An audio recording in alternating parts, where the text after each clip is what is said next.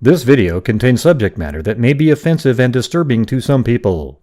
If you are the type to require a warning throughout a video or show, let this message serve as your warning. This channel discusses the harsh reality of true crime. If this warning is not sufficient for you, consider a different genre and unsubscribe from my channel immediately.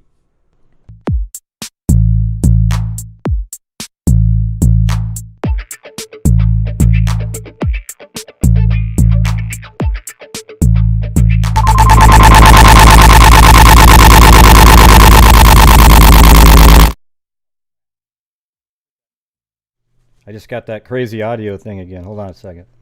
Gonna have to turn it down. Where the heck is that thing?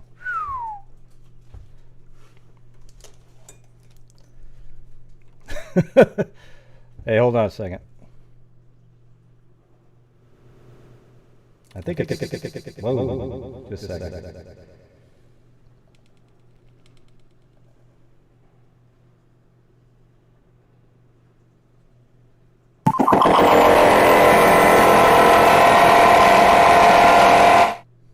Wow. Hold on. This is crazy. There it is.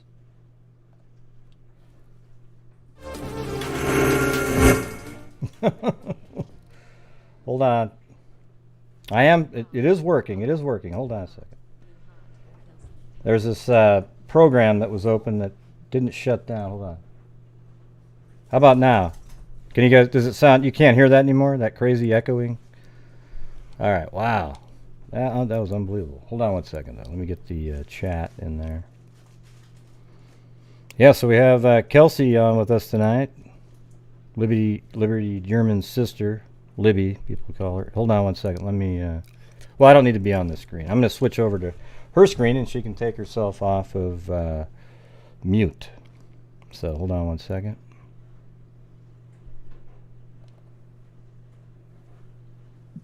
Are you off of mute? Yep, I'm off of mute now. There you are.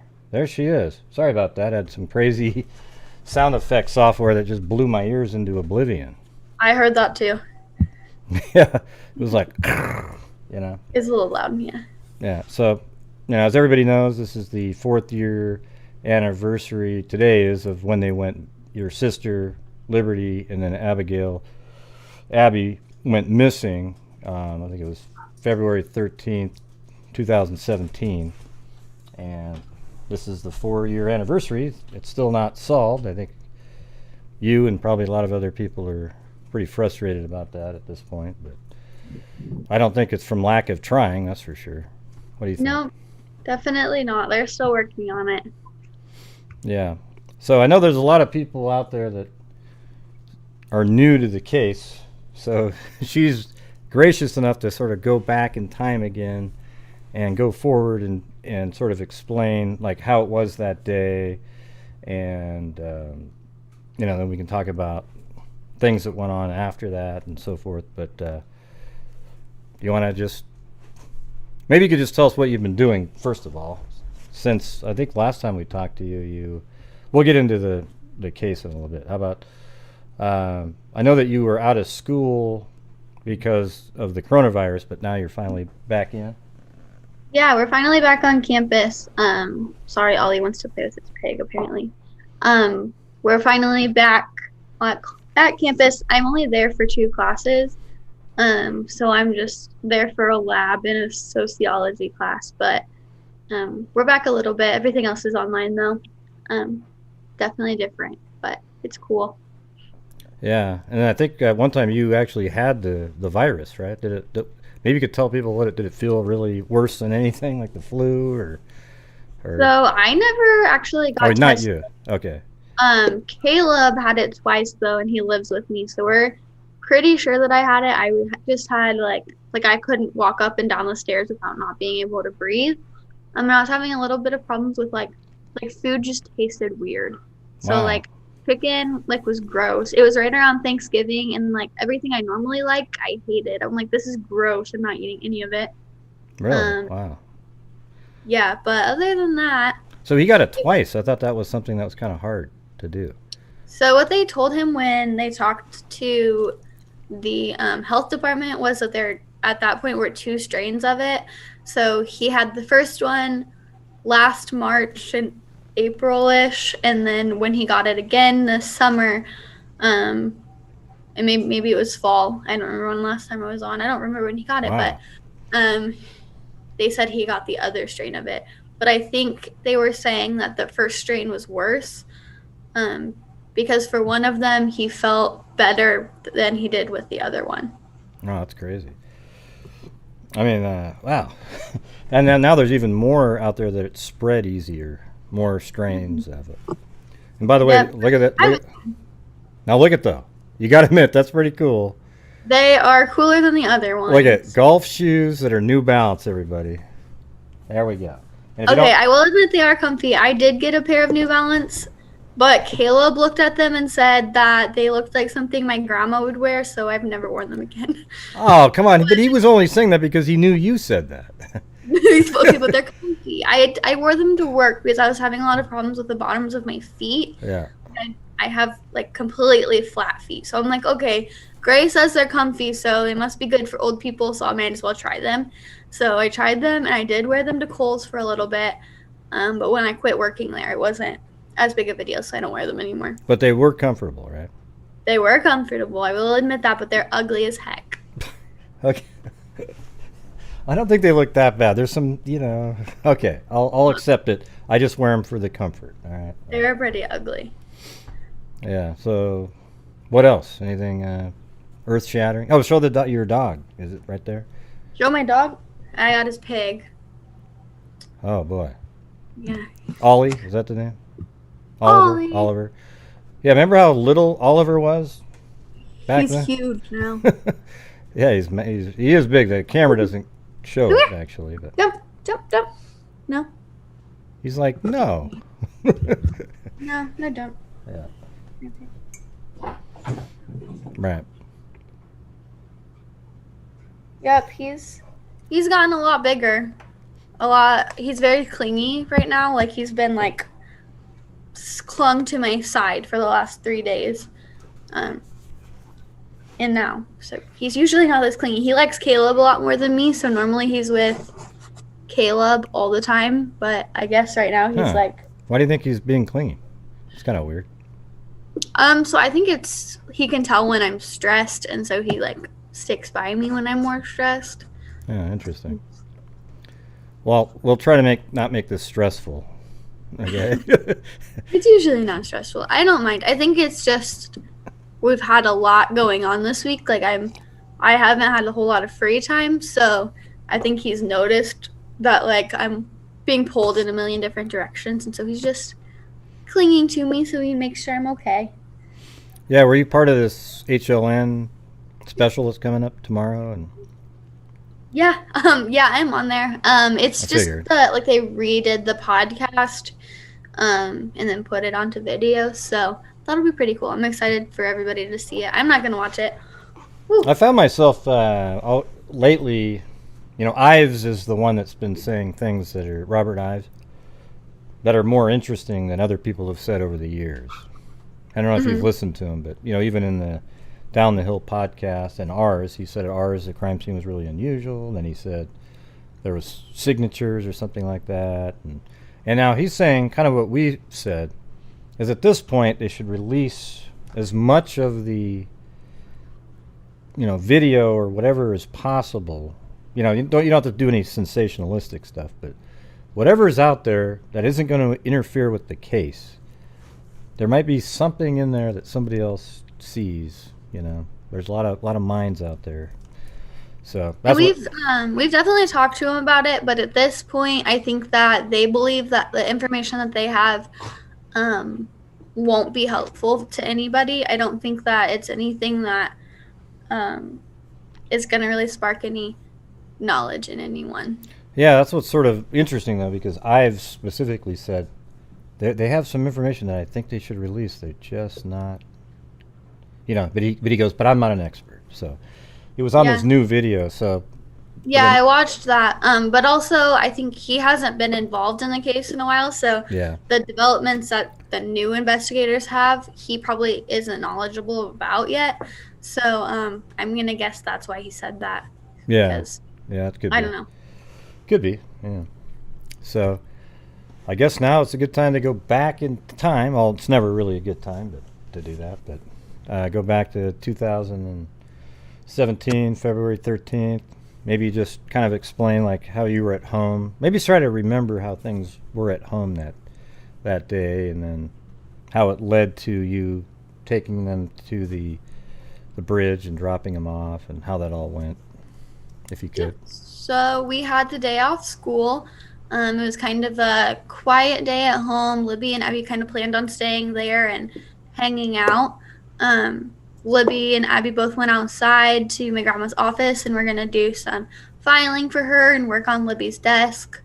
And then a little while later, Libby asked me to take them to the bridge. And I didn't say yes at first, but eventually I did. And I dropped them off around 1:40-ish, probably 1:35 is what I remember, but it could be wrong.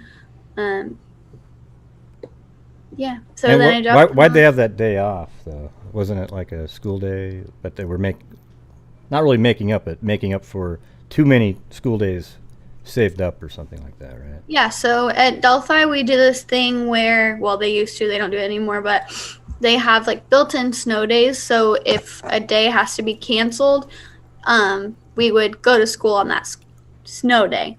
But there hadn't been any snow that year, so instead of having that snow day, we had the day off, which just meant that we got a day off and didn't have to do any schoolwork.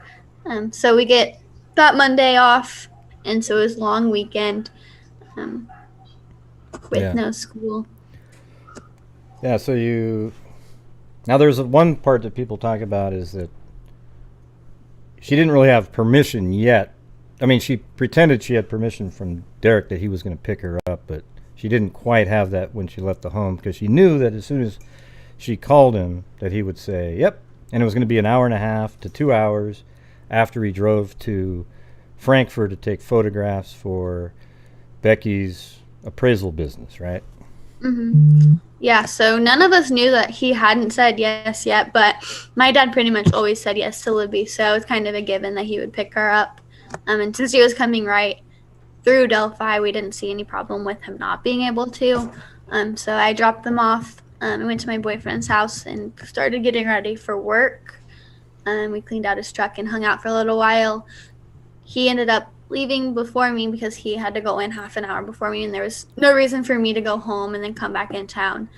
So I waited there with his sister, and like about 15 minutes before I was getting ready to leave, my phone started ringing a couple of times, and ended up being my grandma saying she hadn't heard from Libby. My dad was there to pick her up, and nobody could get a hold of her. So I ended up calling work and telling them I had to go help look for my sister. When we got to the bridge, me and Cody crossed it and looked around on that side, and we couldn't see anybody over there, nobody on the other side of the bridge. So around 5 o'clock, we ended up going to the police station and filing a missing persons report. And then it kind of went on for there. There was like a search all night. Even though it was called off, there were still people out there. And then the next morning, when the searches were put back out and everybody went out, that's when we found out that they had found them at 12:30. Yeah. Let me see. Let me go back. So when you dropped them off, do you remember her making the phone call to call Derrick to say? I mean, that's just one of those things. It's hard to. She could have been in the I back don't seat. remember her calling. From what I remember, she told me that she called before they left. And so I'm sure she called him once they were already at the bridge, if she didn't while they were at home, because I don't remember that conversation. There's probably a lot of stuff that you don't really remember because it's not something you were thinking to remember about, because it's just sort of a normal day. Like when you dropped them off, do you remember seeing there were some cars there, but how about people? I remember seeing a couple people like down the trail a little bit. On that first trail that leads to the trail, like that little. Yeah, like way down at the end. Okay. But I didn't really see anybody near where I was dropping them off at. And I knew there'd been people there all day, but I didn't know who all had been there. Right. So let's see. And then, you went to work, and then you got called, and then you went out there, and you went with who did you go across the bridge with again?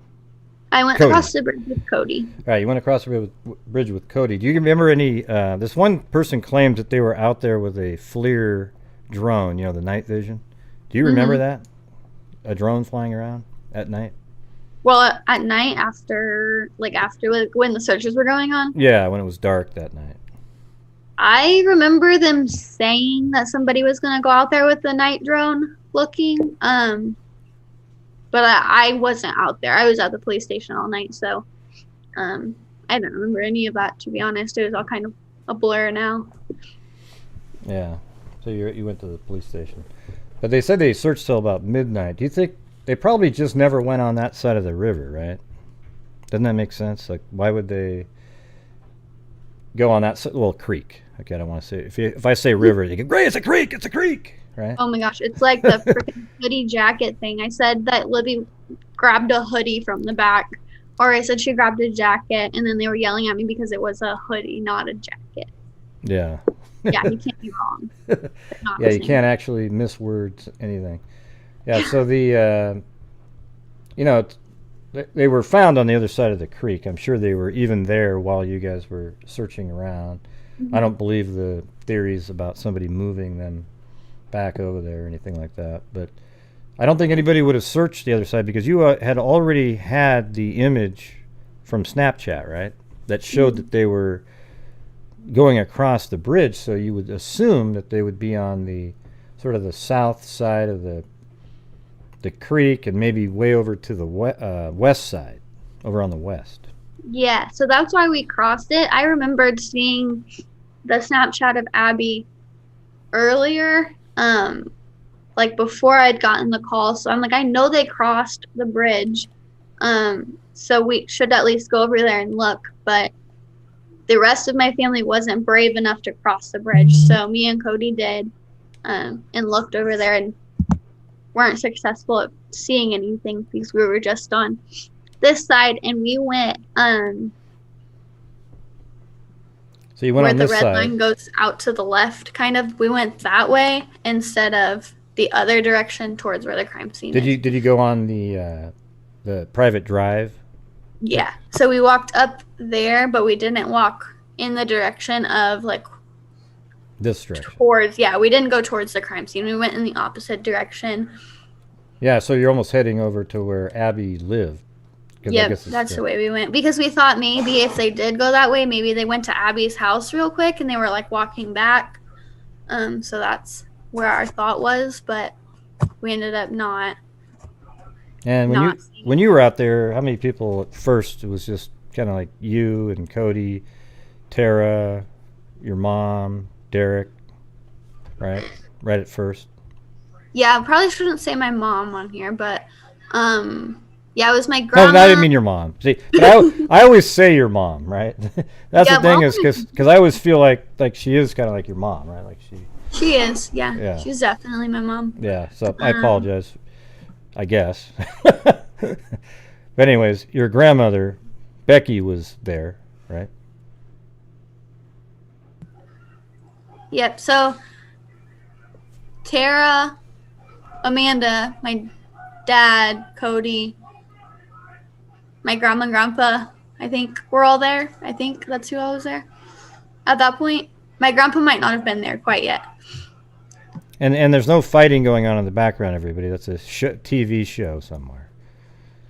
Right? I can hear something in the back. Yeah, I told him to turn it down. Yeah. No fighting here. I don't believe the catfish theory that somebody, you get all these people, it seems like the newer people are always talking about catfishing, where you sort of lure them with, a puppy or some crap like that, or meet them online and do. Mm-hmm. I just think it was I'll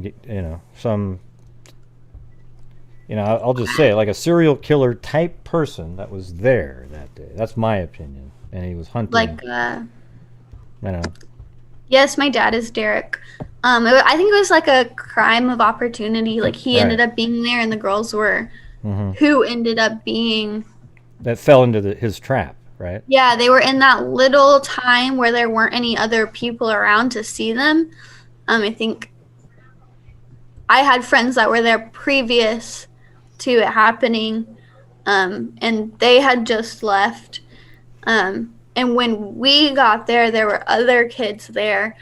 So I think that there was just this perfect little gap for him, and that's when Yeah. he acted. Yeah, I often say that I think he was aware of who had already gone down and who came back, and he knew that there was nobody in front of them. And when they started walking, he kind of stayed back and saw. Then they went on the bridge, and then he kept looking back, making sure nobody's coming because he knew nobody was out there. And then he knew that they were in his trap at that point. And I don't think he went there too specifically for those for Abby and Libby though. I think it was just they just happened to be the two that fit into his trap, and maybe because they were young, he thought it was went for it even though there was two people. Mm-hmm. So we're probably on the same page there. Yeah, I agree with that. All right. So what are people saying there?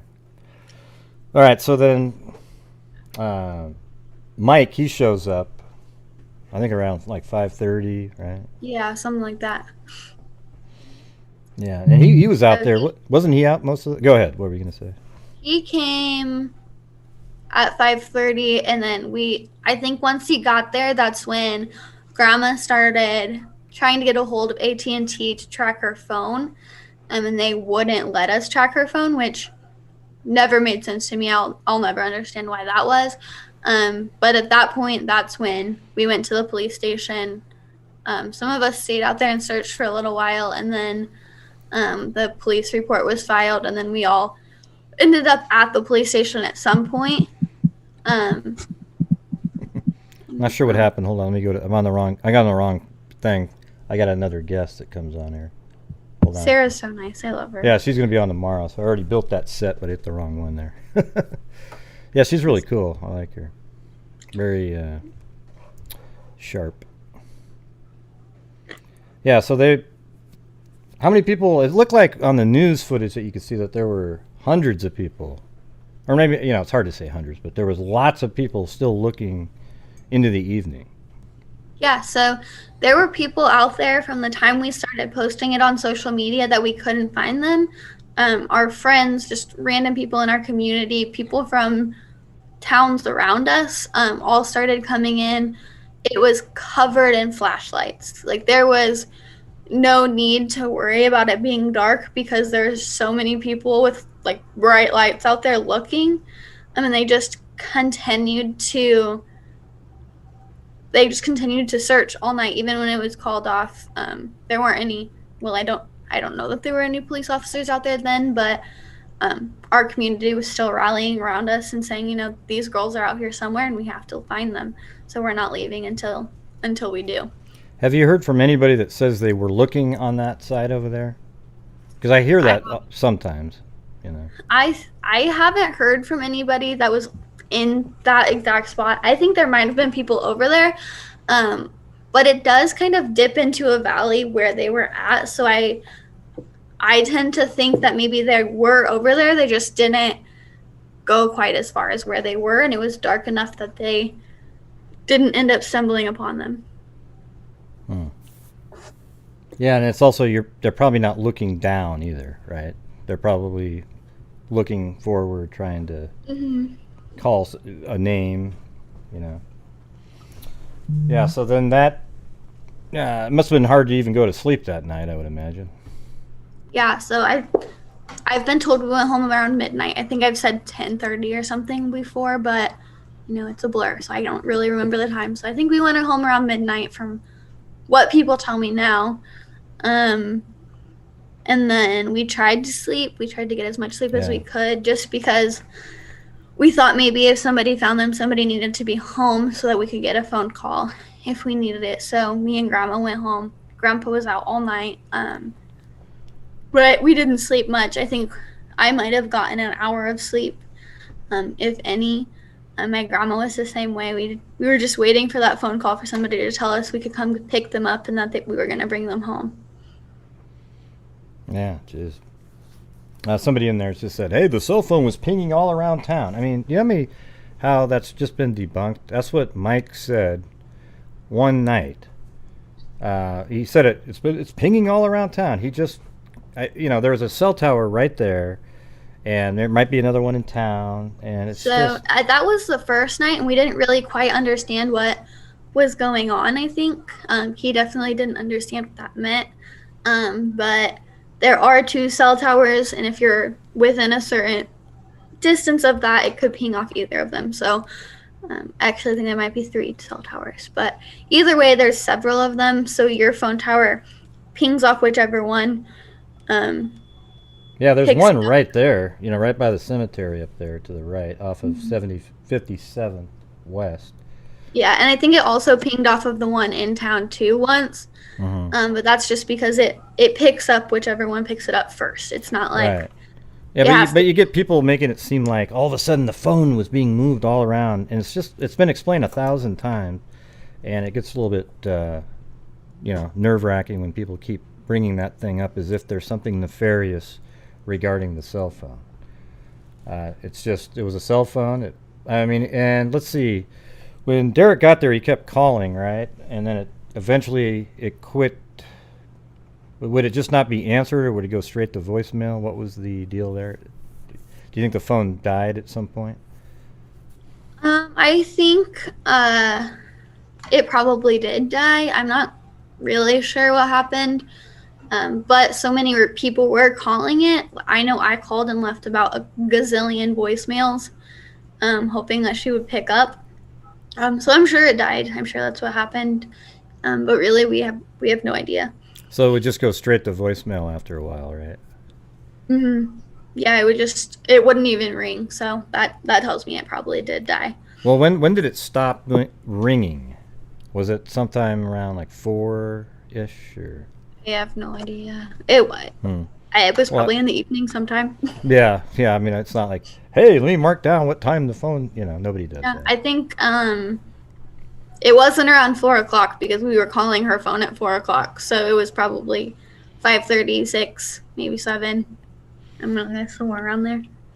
Okay, so we're on this day. Does anybody have any questions about the 13th, the day they went missing? Anybody? Did they recover the phone? Yes, they found the phone nearby. They haven't really been specific, right? It was found nearby, but we don't really know exactly where. Do you know? Yeah, no, we don't know. That's what she keeps telling me anyways. No, I'm just kidding. No, we really don't know that answer. I do know more. We know a little more than the public, but not really a lot more. Nothing useful that we could give out. But not that. I don't know that answer. There's been a person going around on Facebook recently saying that it's his son and then also his dad, so like 3 generation. Did you ever think that there was more than one person? I've never thought that. I haven't either, but some people do. Everybody has their theory, and I'm perfectly fine with everybody having their theory because there's no answers right now, and that's just human nature to solve the problem in your head. So you kind of have to have a theory in order not to go crazy. But some theories are pretty crazy. Yeah, I think especially when they're adamant that like the video is one person, like that audio is just one person. So yeah, that's what it is. I mean, also, you mean they think that the audio is different than the person? Like people say, there's like the first guy. Oh, like where they say guys is a different person than saying down the hill. Right. Yeah. It's just obviously one person. Yeah. I mean, and I guess I could say if you listen to the Down the Hill podcast that was just released, that might give a little more information on that kind of thing, because I think Tobe and Nick McClelland go into a little bit of detail about that and like why they can't release things, and a little bit on the DNA side and stuff.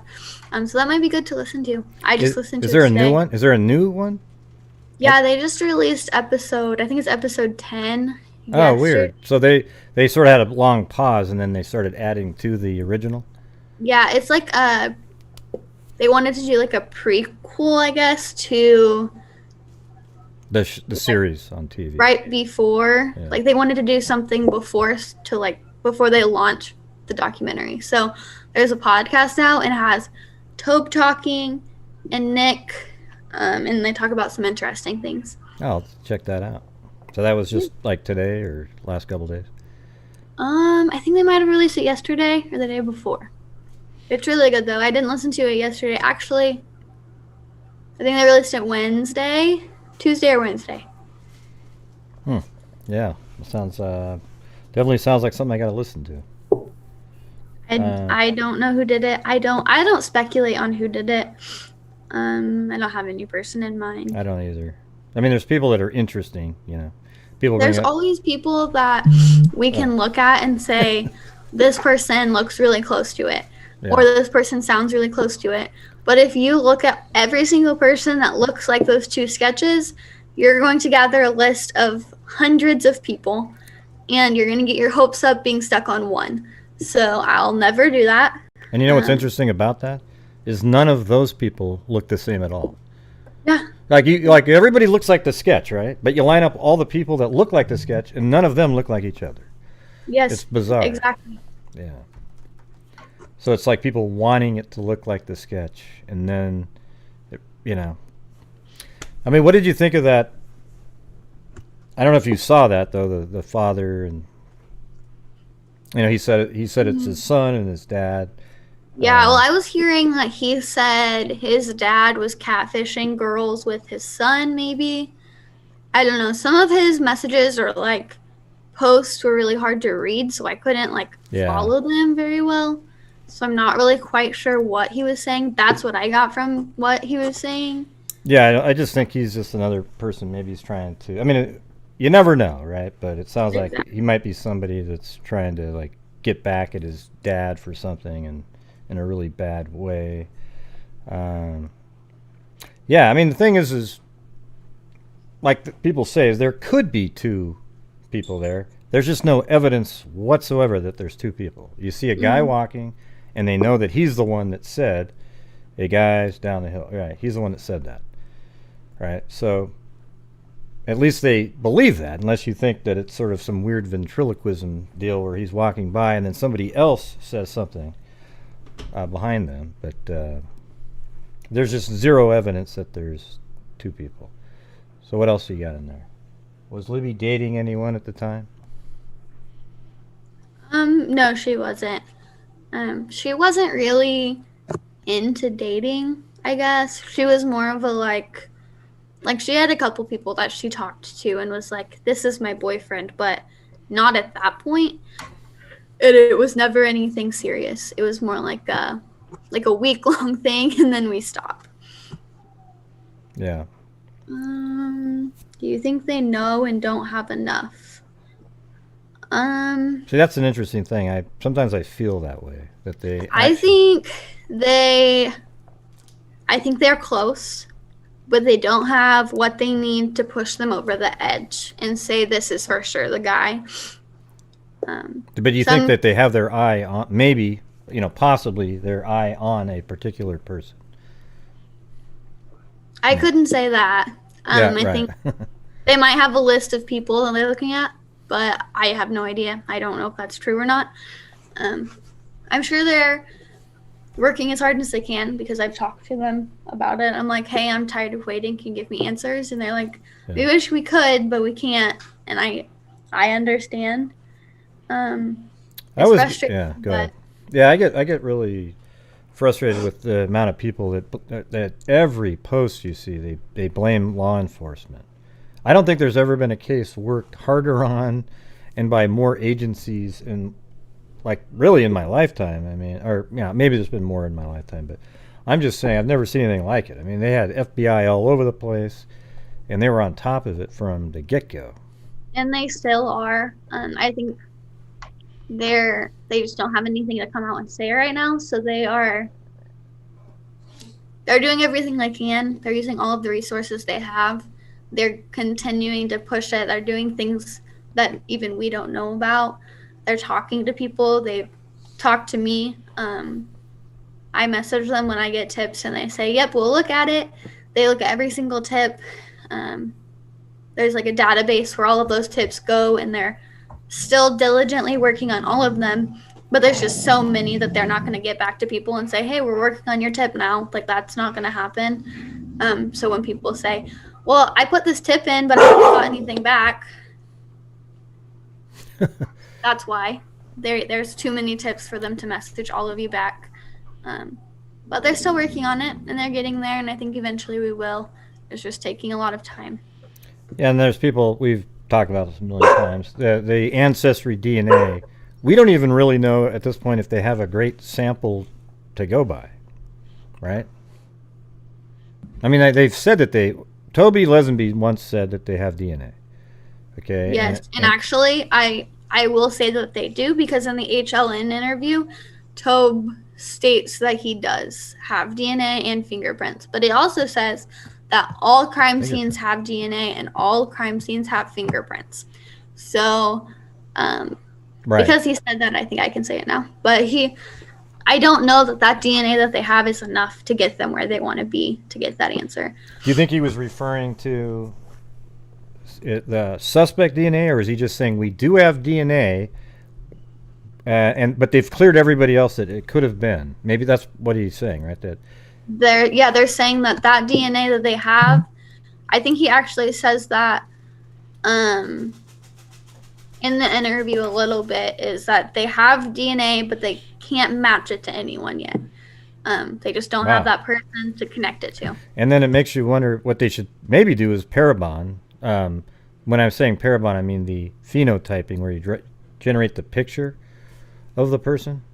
If they can't do because it sounds like they had to have tried genealogy at this point, because they talked to Paul Holes 3 years ago, and it just would be shocking. I have a feeling they tried it. There just wasn't enough matching. Like, maybe the relatives of this person haven't been doing ancestry, and they came up with like fifth cousins, and it's very difficult to narrow that down at that point.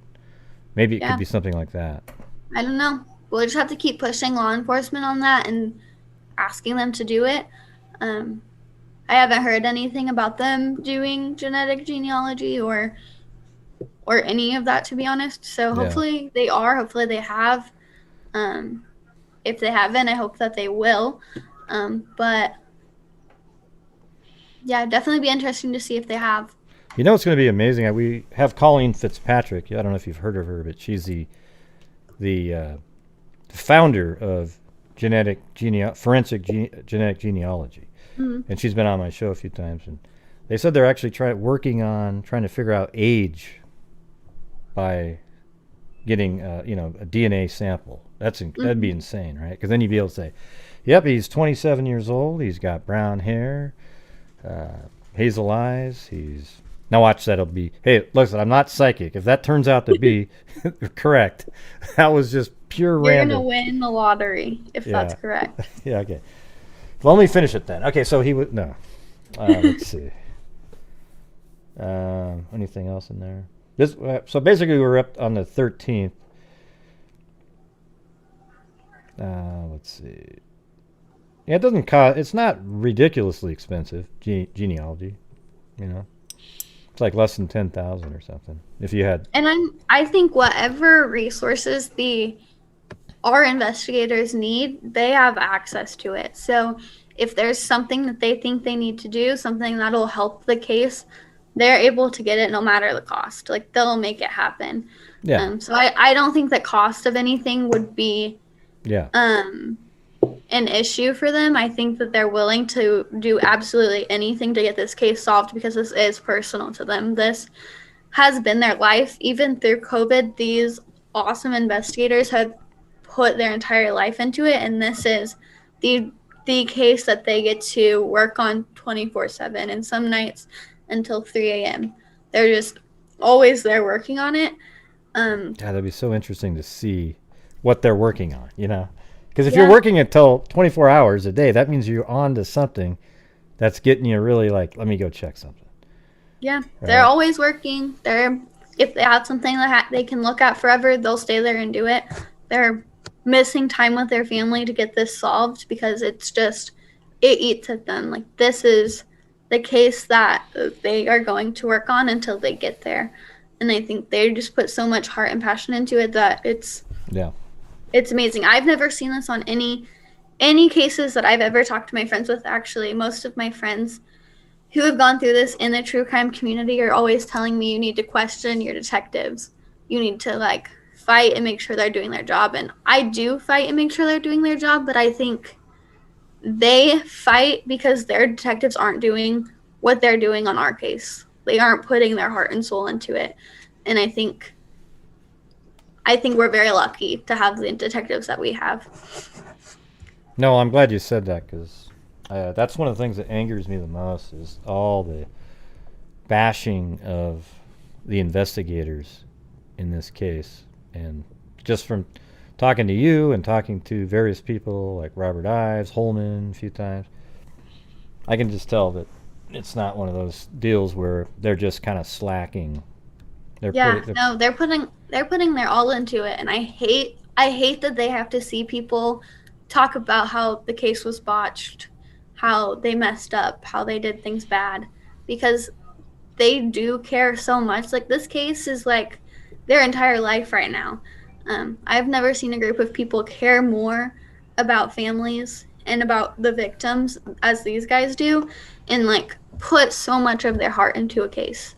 And it's just so sad when I see people talk about how bad they are. I message them every time I see something and apologize for them. Like, I'm like, this person doesn't understand how much you're putting into it, and I want you to know that we appreciate you. So I'll continue to say that. I'm sure they'll watch this, and I'll I was a little make sure the Widow Peak guy knows that we care about him. Well, there was I think it's the John Douglas. Somebody said that he said that, oh, they botched it. They should have done this. And come on, man. I mean, I get that you're the head of, you started profiling and all that stuff. But does he really know exactly what went on? Because, I mean, it looked like an army of FBI agents in that town in the first month with a whole command center. They were doing everything, and there's still probably an agent in town, or a couple anyway. I don't know if that's what they're doing, but anyways, let's see what else we got. Now let's just move on now. Hey, thanks, Roseanne. Thanks everybody we're going to be donating $500 to the National Center for Missing and Exploited Children here in a little bit. I heard that you donated there on your birthday. I did. Very cool. That they have a mission that means a lot to me. Yeah, it's amazing. Great organization. All right, so you go to bed at night on the 13th. It must have been hard. Even if you got to go to sleep, it must have been like just staring at the wall, wondering what's going on. And so then maybe pick it up from there. All right, so let's think. We woke up the next morning, and I think we all had to meet at the fire station around 7:30. How did you hear about that? Did you get like a text or? I think I'm gonna guess my grandpa told us to be there at 7:30. Okay. I have no idea. I just remember waking up that morning and thinking, oh, it was warm out yesterday, so I don't need a coat today. And I went to the fire station without a coat and realized it was freezing outside, so I had to go to my boyfriend at the time's house and steal coats from them because I didn't have anything. I was going to be real cold. And so I went there and grabbed that and went back to the fire station where we were all separated into groups and sent to different locations. My group specifically got sent to High Bridge, where we ended up getting separated a little bit because my group was supposed to go across High Bridge. Go across. But then, since some of the people in my group didn't want to, they actually, if you, like, before you get to High Bridge, you can go to this other trail, this one? Like the left side of the bridge, I guess. If you're walking towards the bridge, they went to the left. Oh, okay. And so they were looking over there in that area. Like over here, right?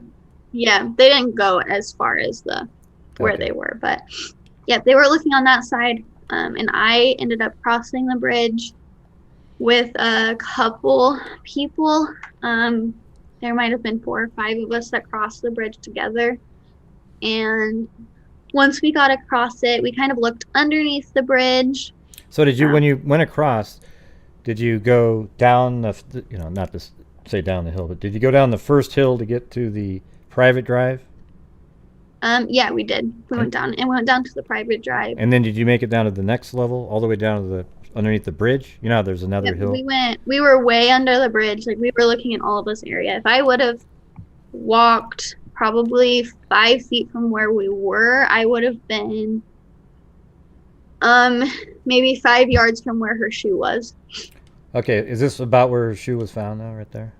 That's just where I put a pin, but like I honestly, I have no idea where the shoe was. I was way up here, up the hill on the private drive. Oh, you're right in this area, right where this. Yeah, I was up here a little closer to the bridge when they yelled it up. Okay. But you couldn't see down the hill to where the guy was that found the shoe. So I don't know where the shoe was. I just know they yelled about it and asked me what shoes they were wearing. Did it seem like they were kind of over in this area though when they were? They were down here enough that I could hear them yell up the hill. So, okay, but it was on this side of the creek though, right? Yeah, this side, but I don't know where they were. Okay. Or where the shoe was. I just put it there because that's the side that, it could have been over here. Wherever they went down and on that path is probably where it was.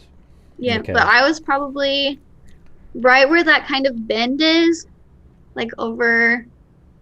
Yeah, I was probably right there. But when we were underneath the bridge, I was kind of like, if you go straight from the number 5. This 5 right there?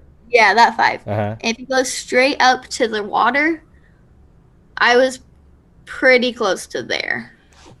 So in that area. You were right here at first, but then you went up to the private drive? Yeah. We went from like there over to like underneath the bridge, and we're looking in that area. But when we didn't see anything, we ended up going back up to the private drive. And not too long after we got back up there, that's when we heard them yelling up about the shoe. How did you find it going up and down those hills? Did it seem pretty easy to go down? Yeah, it wasn't hard at all. It wasn't like it was muddy, but it wasn't like really slippery muddy. So the hills in Delphi are like, I don't know, nothing like hills that some people think about. So it's hard for me to describe them to you, but they're not hard to hike up hills. Like, it's kind of flat, but not super flat. Yeah, and it's all, I mean, you can see it because I remember you mentioned in the podcast you did with us on Scene of the Crime where you actually noticed when you went there originally a little spot. I think even when you went there with Cody, it looked like maybe there was some traffic that went down a hill right there, right? Yeah. Yeah. All right, so anyways, you were down here, and then you went back up to the private drive, and then somebody says, hey, we found a shoe, and then what did you do at that point? So then I was with a lady that actually worked at this school, so I knew her pretty well. And when they yelled up that, not long after is when they said that they found the girls. I tried to run forward, and the lady that was with me actually held me back. She was like, we don't know who it is yet. We don't know what they found. Let's just wait here. And so I did. And then I looked over and I saw that my Grandpa Brad was actually right in front of me. Not the grandpa that you guys all know probably, but my other grandpa was over there. And my first reaction was to run to him and make sure that he was okay. Because he has heart problems. So we ended up getting on his 4-wheeler and we rode down the private drive back to his house because he doesn't live too far away from there. So you went on this private drive this way? Yeah, we went past Abby's house. He lives over there. Okay, like somewhere down there. Okay. I don't need to go to his house or anything, but you Yeah, no, but he lives down there, but not next to Abby, but down a little ways. Probably, yeah, not too far. But he lives over there, so we went to his house. And I actually called my boyfriend's dad because he was an EMT. I'm like, I don't know if my grandpa is going to pass out right now. But if he does, I don't know what to do. So can you please come over here? And I let him know what was happening. And at that point, I don't think that my family had been completely notified yet. So I called my dad and I said, hey, I'm at Grandpa Brad's house. Will you come over here? And he came over. We all met there. And then we all comma guy. Ended up ended up going to the command station is what it ended up being. But we went to City Hall where we ended up meeting all together as a family, and we were officially notified that they were identified as Abby and Libby. They didn't tell the public, I think, till the next day, though. Yeah, but they let us know. We knew. Yeah. Well, when I mean, that must have been horrible at that moment. It's such a weird feeling. I've had the same feeling. My brother died when I was 20 and he was 22. You know, it's just such a weird. You're sort of in this weird haze. You know, like you're just kind of a zombie almost. It's a weird feeling. And I don't think I remember. Like, there's still things that like I try to think back on, and I'm like, where were we at this moment? Like, what was happening? Like, I still remember things that I didn't remember yesterday. Like, there's things that pop up, or somebody will be like, hey, remember when this happened? And I'm like, no, not really. Like, I just don't remember everything that happened because it was such a, like, almost like a blur. Like, nothing stuck because we didn't know what we were supposed to be feeling. So I kept pushing it back, I think. So now everything just kind of floods in at once. Well, maybe you can tell people when you did find out that it was them. You were on the private drive, and then they said they found them, right? And then you drove away with your grandfather, right? At that point, I didn't know that it was them. It wouldn't make sense to me that there were two bodies out there that weren't them. So I kind of had that idea that it was, but at that point, I wasn't saying, oh, it has to be them, because I didn't want it to be them. So yeah, I just went to my grandpa's house, and I waited until we got to City Hall, and we were all together, and that's when they officially told us, and that's when I had to start believing it, but I didn't. I was still in denial at that point, hoping that it wasn't true. Well, maybe tell them about the deer. That was really cool. So later on, we learned that the guy that actually noticed, the guy that yelled up the hill and said that they'd found them, had actually turned his camera on to look across the creek because he'd found the shoe on this side but didn't see them over there. So he actually turned on his camera and looked up. And zoomed in, and he saw movement. So he was like, oh, let's look in that area. And so he zoomed in, and there were two does standing there over the girls. And that's how he realized where they were. So there were two deer standing with him. Man, that's crazy. Yeah. That was the coolest story to hear later. Like, it was almost peaceful that, like, they were there. Like, that was Abby and Libby telling us, like, this is where we are. Yeah, no, that's there's little stories like that. I've told people about the one where when my brother passed away, the year after he died, it was on his birthday, and it was raining outside. It was at University of Oregon. I'm shooting baskets all by myself on his birthday, and they even had a plaque called the Garrett Hughes Memorial Basketball Court. And I'm shooting baskets, and then all of a sudden I look up in the sky and there's a little dot, and then it just kept getting bigger and bigger, and it turns out it was a balloon, and it floated right into my hands on this court, and it was a big cellophane happy birthday balloon. Aww. It's like, what are the odds of that? Come on. I mean, what are the odds of that? Like, literally in the rain on his birthday, and it lands right to me. That's crazy, right? So those make you, they totally help. They help you so much. It's amazing. I guarantee that the deer story really helped you out, didn't it? Yeah. That was really awesome. I've had a ton of those stories. I have friends that say that like dragonflies fly around them when like that's when they feel their brother or sister. Or one of my friends does the pennies from heaven. We do dimes from heaven. So whenever we see dimes, that's a gift from Libby. Um, I have dreams about her sometimes still, but the most amazing one is where we were sitting on the beach and talking. I think I've talked about that one on here before. Um, I don't have those very often, but when I get to hear her voice, I like to stay asleep as long as possible. Yeah. Sometimes I love the dream when you're in it, but then I hate it when you wake up and realize, oh, now it's the same as it was, you know. Yeah. Maybe you should make that instead of a 10-cent, like $100 bill, you know. Yeah, Might get a little richer on the way. Yeah. Hey, Lib, can you send that to me, please? I appreciate it. Yeah. So, okay, where were we at now? Oh yeah, then you're over at the fire station, I guess. Yeah, and so that's where once we're all in the room, my whole family was there. My mom was there, I think. We all were in that room together. And they come in and they notify the family. They make sure we're all sitting, and they say the girls were identified. It was them.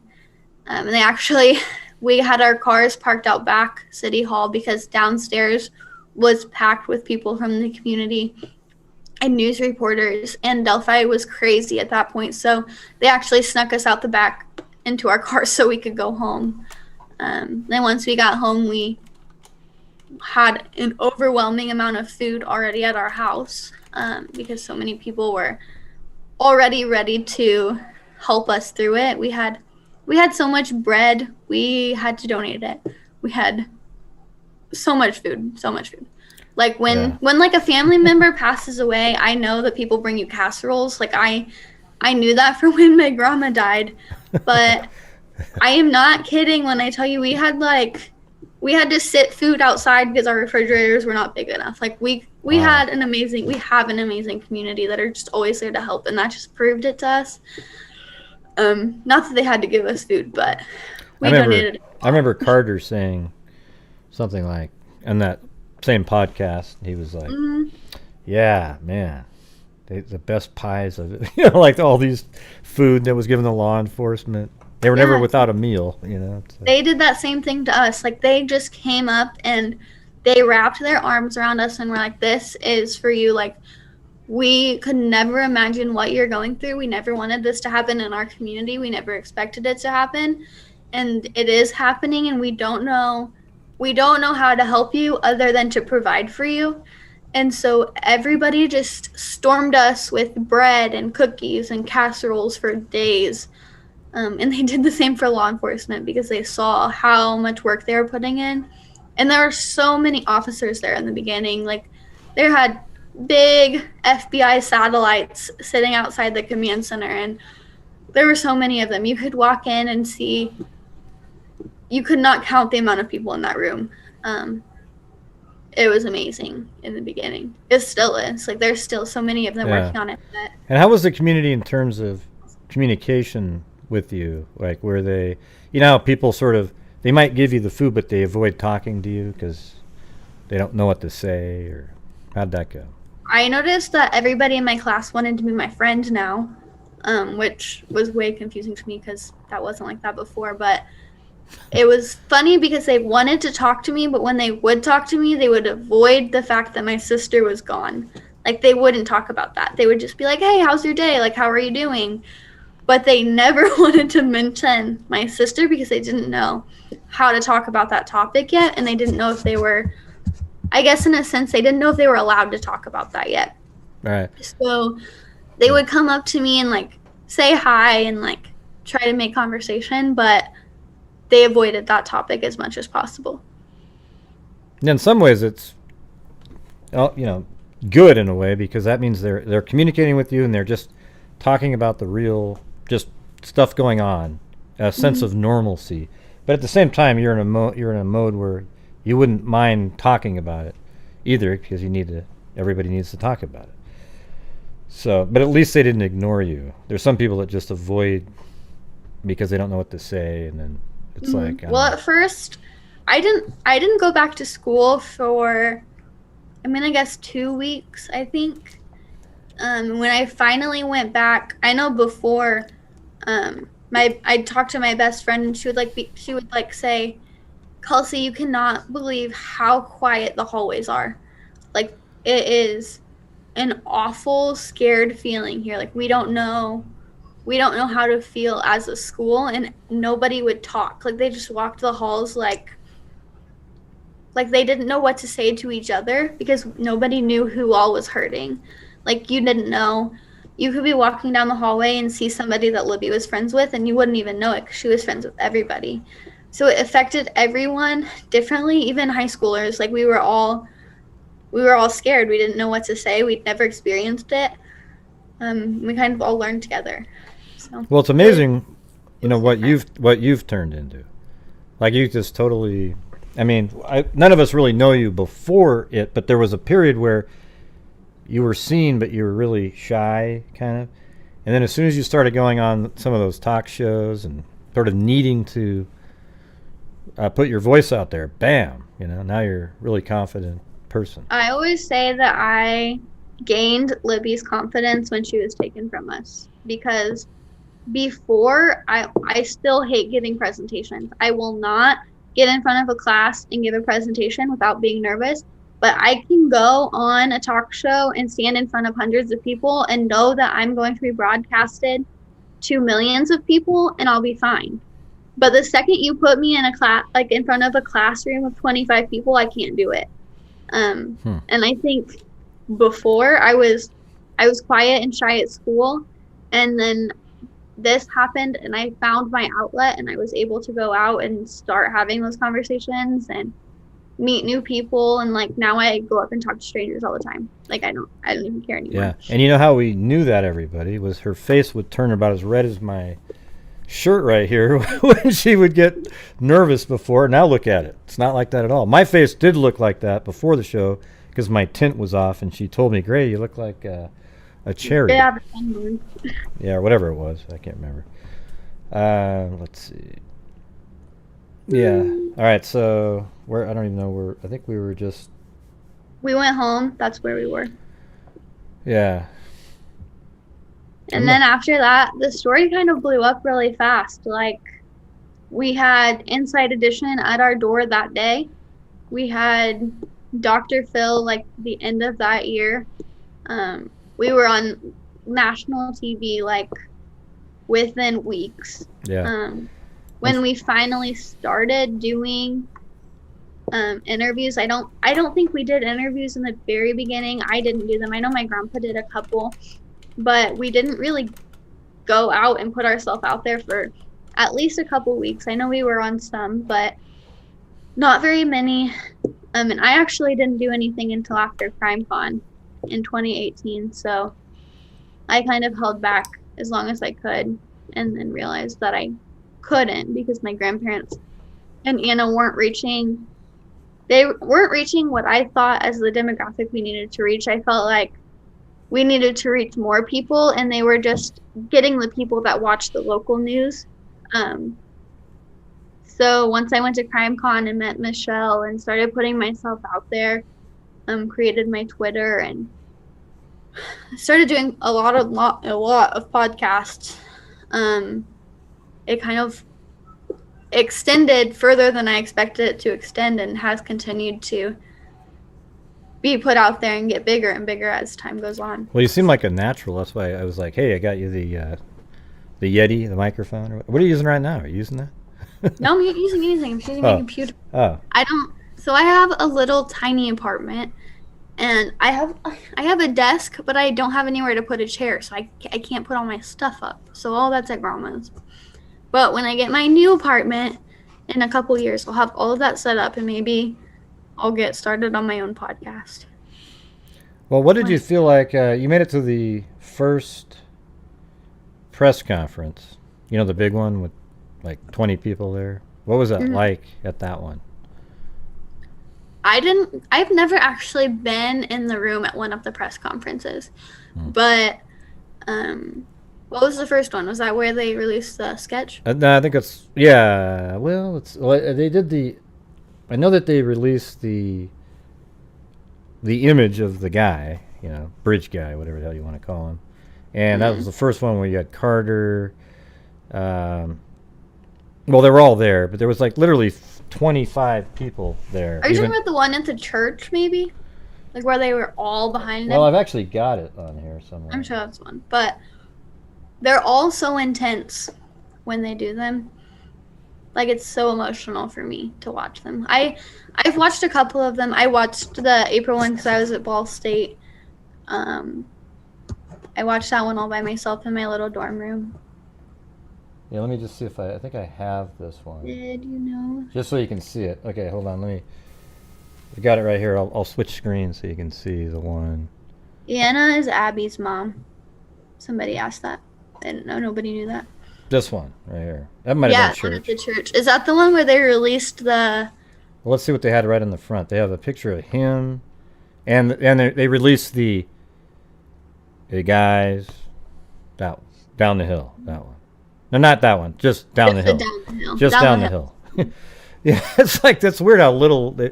I think it says this. I think it says, this is what I think I hear, because I think it says, get down the hill. Like there's this little quick get down. Like when people say he didn't go get down the hill. He was like, get down the hill. That's why he originally said there's 4 words, and he goes, I mean 3, because I think that they can sort of hear that too. But and then the other one is, I think it's another thing similar. What it says, hey guys, but like a really quick, hey guys.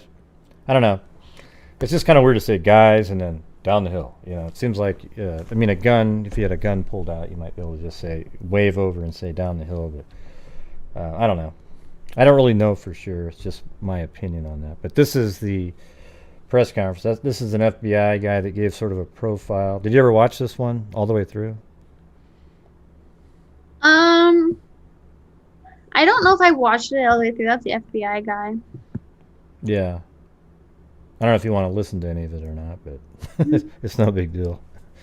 We've played it like 10 times on the show just over the years. You kind of want to play it again to see if there's anything you might have missed. But, let me know if you want it. I've got the links and the videos. Let's see. What are people typing in there? Anything? I know. I'm trying to read them all. One of the things I don't like about, even though it gives you great coverage, is when shows like Inside Edition and Dr. Oz, when they do it, they kind of always put these sensationalistic things in there that aren't accurate. Like, I remember when Nancy Grace was on that, she said something like, what did she say? Oh, no, they say there's somebody behind that tree right there. Yeah, she did bring that up, I think.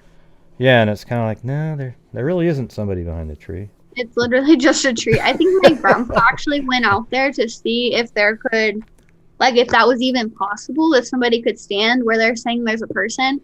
And because of the way that it's like a cliff. Land almost falls where that bridge is, it's almost impossible to stand there. So there's not a person there.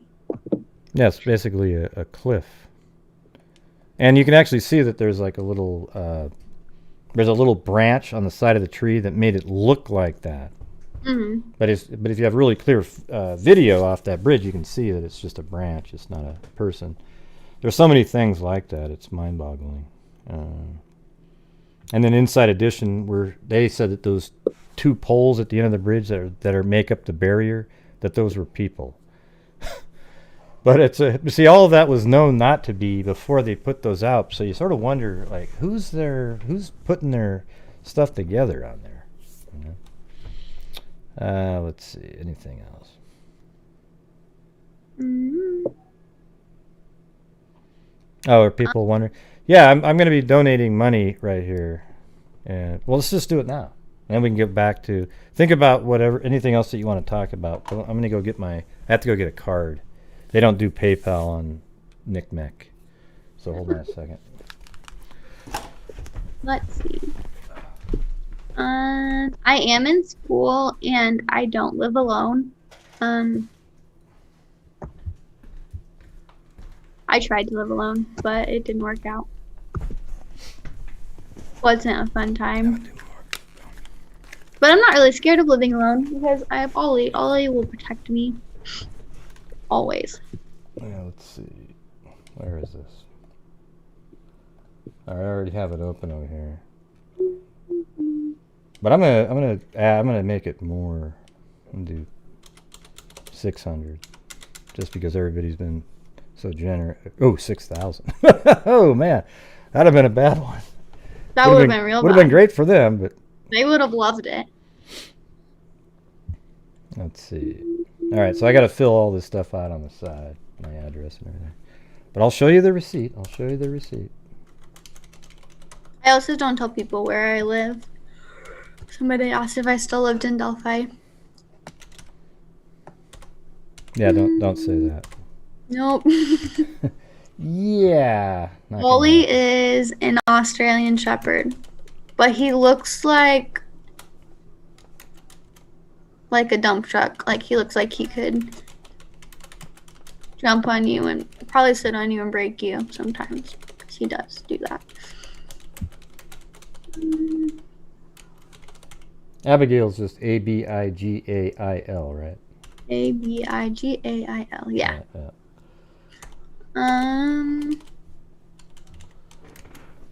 Alright, let's see. My grandpa actually had to tell Nancy Grace to cool it down before an interview, and she did. She was super nice about that. She was like, okay, I'll calm down for you.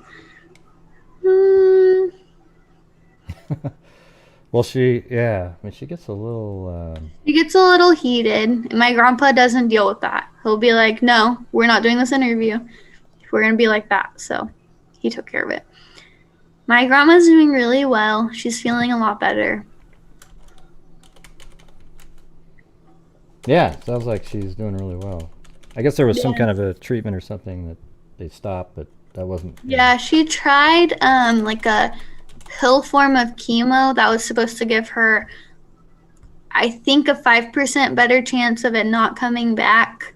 But it was making her feel not like herself. So she ended up talking to her doctor, and she was like, yeah, you don't have to take it. It's not really a big deal. So she stopped, and now she's feeling 100% better and living her best life. Maybe not today, but let's see. She's definitely feeling better than she's been feeling. All right.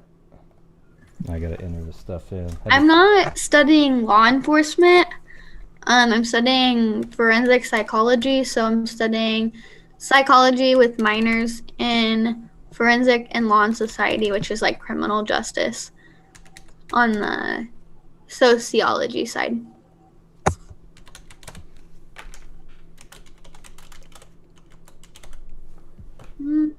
Yeah, I think it would be interesting if I could go back to be a forensic genealogist. Man, that would be so fun. So I did look at that, but I've said this before. Me and Libby, when it came to academics, were two completely opposite people. She could do my math homework that I was doing my sophomore year in 8th grade. I am a very history, music, English type person, and so when it comes to the sciences, I am not good. And so I failed my first biology class, like intro to bio. I could not do. So we decided that genetic genealogy probably wasn't our path. But, CC Moore studied music, so... Yeah, I think it's different. I don't think you need to know biology and all that stuff. Once you've got the markers and everything set up, and then you upload it, it's just you doing research to try to put the tree together. I think it's a little different. I think since I have the forensic background, if I ever decided I wanted to do that kind of work, I think I could get into the field with just a forensic background. Yeah, I think if you had any kind of forensics, and then just learn genealogy, you could then merge it together, Yeah, I think it'd be really cool. we'll see. I'm kind of leaning towards working with families right now because that's what I'm most passionate about, but I think that would be something really cool to be involved in. All right, so here is I'm going to move screens. All right, there we go. We just did $600 in honor of Liberty German, although I put in Germans. Sorry about that. I was typing. It's actually, there's another part that went in, not that part. And then it said, where is it? That was it. So 600, and then there it is right there, in memory of, in honor of Liberty German and Abigail. So there you go. 600 smackers. Their mission is awesome. I hope they do really good work. Oh, you guys could see that. I just want to make sure, because you get people saying, "Oh, you didn't do it great. You didn't." Yeah, I always have to show it on my screen, or you get an email about something. So thank you guys for being so generous in there. Upped it a little more than I was gonna do, but because everybody was so generous, I didn't even know you guys were going to be doing that. So now it just means there'll be more for other charities at the end of the month. Let's see. All right. So that was a little break there. Let's see. So what did you think of the sketches and how they changed them? That was a little bit little shocker, like complete 180, right?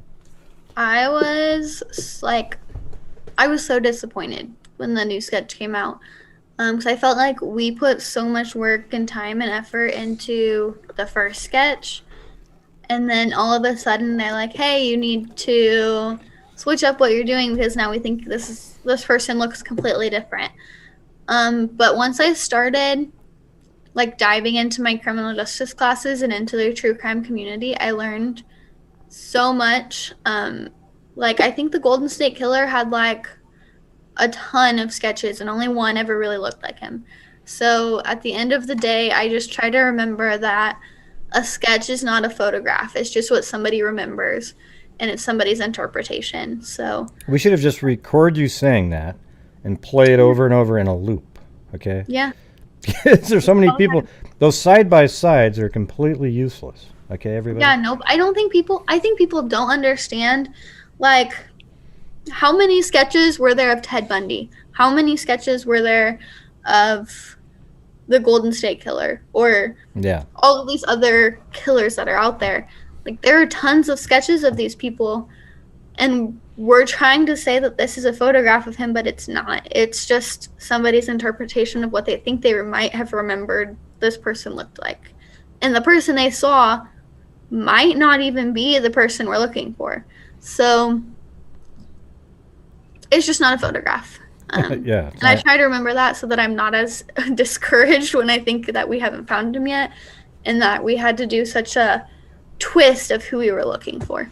I mean, it was really great when that person took the new sketch and put skin on it and eye colors and made it look like a real person.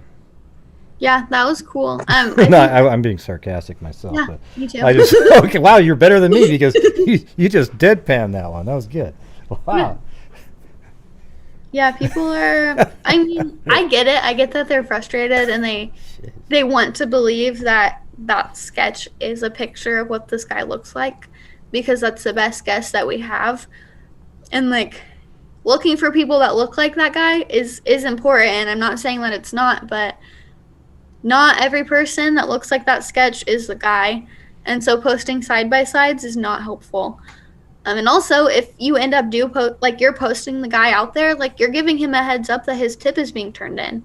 So putting it out there probably isn't the best option. Yeah. That's what's so weird when people do these long, drawn-out, I think it's this guy, I feel like it. And it's, how come you just didn't send that into the tip line? Why did you put it here on Facebook for everybody to read? Yes. Also, people have been sending me, like actual, like, their books. Like, I'm getting PDFs of, like, all of their research. And I'm like, props to you for doing all this research on this person and sending it to me. But there's nothing I can do with this research. And I can turn it in. I can send it directly to a detective. But either way, they're going to take that PDF that you send me and put it into this database and look at it later. Like, they're not just going to skip ahead of the line and look at what you're sending me right now. So turn it into the tip line. You can send it to me. I'll look at it. And, like, I'm not upset that they're sending it to me. But some of these people do a lot of research for this case. And I'm like props to you, but I don't have time to do all this research on one person, and then I find out that person isn't the person, and then do that same research on another person. I don't know how you guys have time for this, but you guys should, like, join law enforcement or something. Or be, like, PIs or something. Yeah, because they do, like, they should get paid for this. They're doing a lot of work. Yeah, there's, like, you can buy programs where you can look into background checks, and then you can see what their crimes were. And what did you think of the geocaching? Somebody brought that up earlier. Like it being like a theory that he tracked them on the geocaching app. So I know that I posted on the geocaching app that we went out there. But Libby did not have that app on her phone. Well, say when you went out there. No, hold on, you better say it. When did you say you went out there? Because people are going to think you meant that day. No, not that day. I know. See, but yeah, I gotta help you out right before that, because you know that's gonna happen. Wow, did you hear that, everybody? She said that they went out there. No, we were not geocaching out there on the 13th or 14th. I'm not even gonna say the day because I don't even remember the day that we went geocaching, and then I put it on the app. But I'm sure one of these web sleuths can go out there and let me know what day I was out there. But I did post it on there at some point. But since Libby did not have that app, and since we'd already found that geocache, there's no reason she would be looking for that geocache again and putting it on the geocache app. So that doesn't make sense. I'm sure that they looked into it because I told them that we went geocaching prior to that day, but I don't even think it's a possibility. Yeah, Robert Ives said that they found no connection to social media. But Carter, on the other hand, when you see, that's the thing. There's always these people that sort of say the opposite of the other one. You said something about we've got a lot of information. We've got a lot of information. I think you even asked him about the social media, and he says we've got a lot of information. We've got a lot. Mm-hmm. So then it's like, well, wow, okay. So Robert Ives, he was there for the first year. Have they come up with something since then? I'm sure they have. And it's also, the confusing parts that you get, like when they had the first sketch, and that's the person they were looking for. Then they put out the young person sketch, and they said, this is now the person we're looking for. The other person's become secondary. And then you hear somebody in an interview later say, well, it's somewhere in between. Okay. Then it's like, geez. Now what are we looking for then? But again, it's just a likeness of somebody. But so why not make a hybrid picture of it and say it could look like this too, So it's just. Yeah. It's frustrating. I know. There's so many things that I think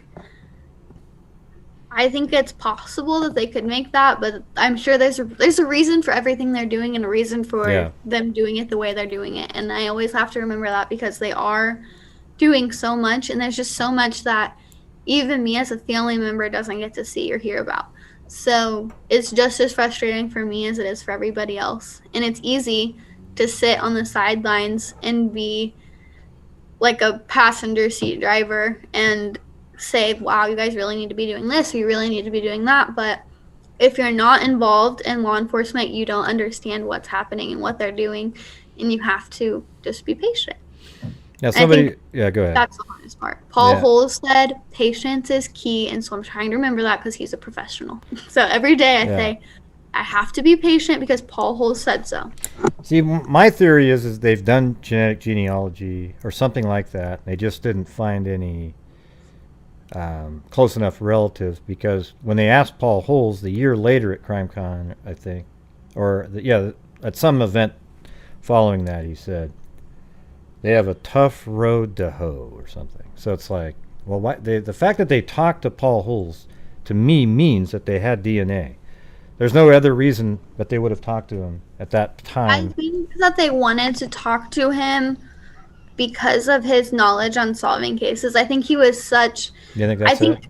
that was when Jerry Holman was at CrimeCon, Yeah. and he listened to all of the awesome things that Paul Holes said and all of his work, Okay. and he just heard how great of an investigator Paul was, and then wanted some feedback. I don't necessarily think it had anything to do with the genetic genealogy. I think it was more of a Okay. an outside opinion, and Paul Holes is a great place to go for that. Just like if I have questions on an investigative question and I don't necessarily want to ask our detectives, I want another opinion, I would ask Paul. Yeah, he's a really creative investigator, so that could be it. Yeah. He's just really good at explaining things in a way that everybody can understand, and I think that was what they wanted by talking to him. Probably also had, asked about that, because that's sort of what he was famous for right then. Remember, because he just solved the Golden State Killer. But yeah, okay, that makes. But it sounds like the DNA part's been verified, so I guess that doesn't really matter. That whatever reason they were talking is not really relevant at this point. Let's see.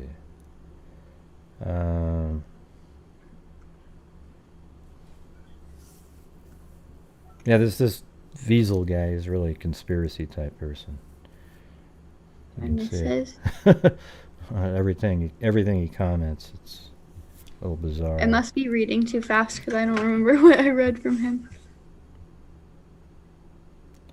Oh yeah, well, someone said, "Can you address the people who are still saying that the girls were meeting somebody out there?" It's never been confirmed by law enforcement. I don't think they were meeting somebody personally. It doesn't make sense to me that they would be meeting someone since it was so last minute. So, yeah, that's all I have on that, I guess. I think that my sister was smart enough not to do that. I would like to think that. Yeah. Sorry, I got distracted by Caleb again. That's all right. He started watching TV again. But I don't think they were going out there to meet anyone. Somebody said it would make now that here's the problem. That guy that came out that said his son and his dad.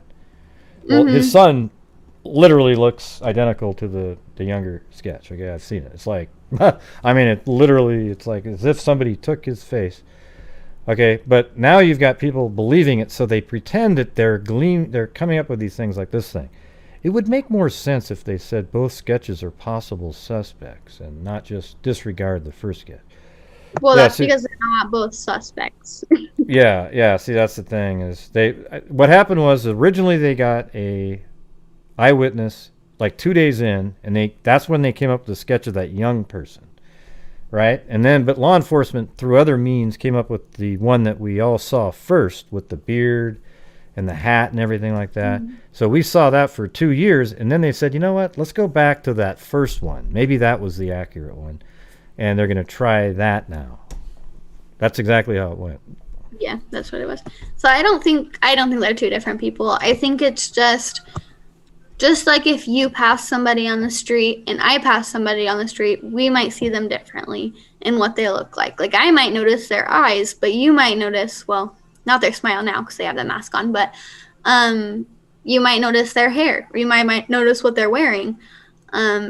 I might notice their glasses. You might notice their shoes. We're going to notice different things about different people based on what we look at first on a person.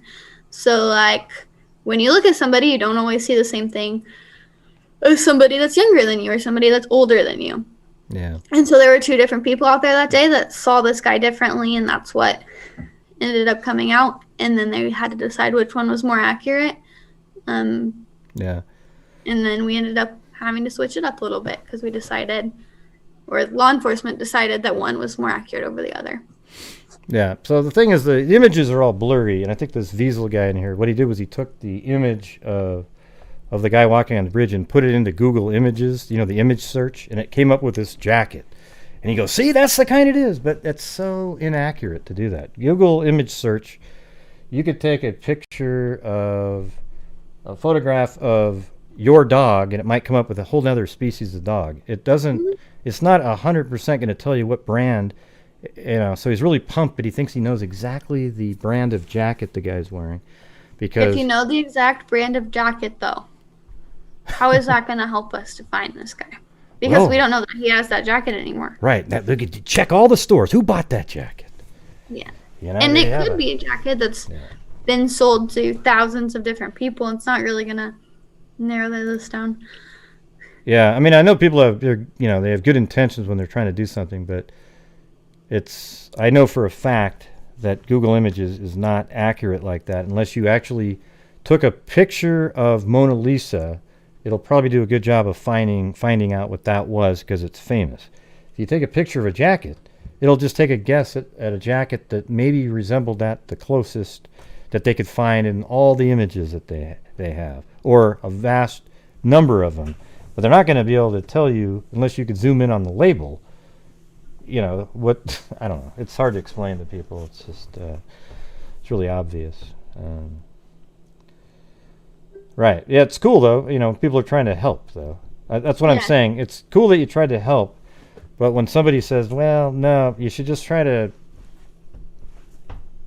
be able to listen when it's kind of obvious it's not really that accurate, because you're going to go down a huge rabbit hole. Because then you're going to go, wait, so where do they sell this jacket? What store is in that? Okay, do they have surveillance? Yeah, the biggest rabbit hole in the history will happen at that point. Rabbit holes are awful too. Like, you don't want to spend your entire day looking into rabbit holes. Like, I do that Yeah. all the time. I don't recommend it. Somebody asked how college was going a couple times. And no, I don't want to be a detective. I might consider it someday if that's my only option, but it's not my only option. I want to help family members who don't have as much help as I do. College is going really well. I think that'd be Okay. a great fit for you, because you're really easy to talk to, and you have all these friends sort of in the crime community at this point, and good resources that you could help somebody that needs an advocate. If they're in Yeah, and there's so many people that do. Like, I have so many friends that have investigators that don't put their heart and soul into it, like I said earlier. And like, it's not that they don't care, but they don't take it home with them. And they shouldn't. They shouldn't take it home, but they also should. They should put more emotion into it than they are, and put more work into it than they are, and they need somebody to tell them that. And sometimes a person might be afraid to tell them that. They're afraid that they'll come back and tell them something they don't want to hear, or they just have detectives that just really don't care, and they need that. And also, like, as somebody that's gone through it, it's hard to find people that understand, unless you are in this community. And I think the world needs more people to put themselves out there to say, like, if you need somebody, I'm here, because I didn't have that for a little over a year. And when I finally got that, I found my passion and I started helping people, and now I'm a totally better person because of it. And I think more people going through what I'm going through need that person, whether it be a victim's advocate or a counselor in some way. Like, that's definitely what the world needs in this community. So, Man, that'd be a great video on your professional website regarding that. I mean, yeah. that was so perfect. Let's see. This case is so toxic. Just accusing people. Yeah, well, I don't allow those people. That's why people don't like me. A lot of people, I have like 1,000 people blocked. It's because I don't allow the crazy conspiracy stuff and people mentioning people's names, who they think that, unless if it's somebody that's already been arrested or has been killed, like Paul Edders, for example. I don't care if you bring his name up, or maybe even Garrett Kurtz, but Garrett Kurtz has been brought up a billion times. I'm not saying he's not the person. I just, but people don't like it because I don't allow the crazy conspiracy on this channel. the wild Which stuff. is why I'm able to come on this channel at 10 o'clock at night. Like some channels I wouldn't be able to, because there's some creators that are like they allow anything. There's a lot of good creators out there too that wouldn't allow that, but there's also some that are like have their comments as free reign, and I have to get off. I'm like, I'm not reading these comments anymore. Like they are so. There's a lot of really good people out there, but there are also a lot of really negative people out there who will say whatever they are thinking and not consider how it'll make you feel.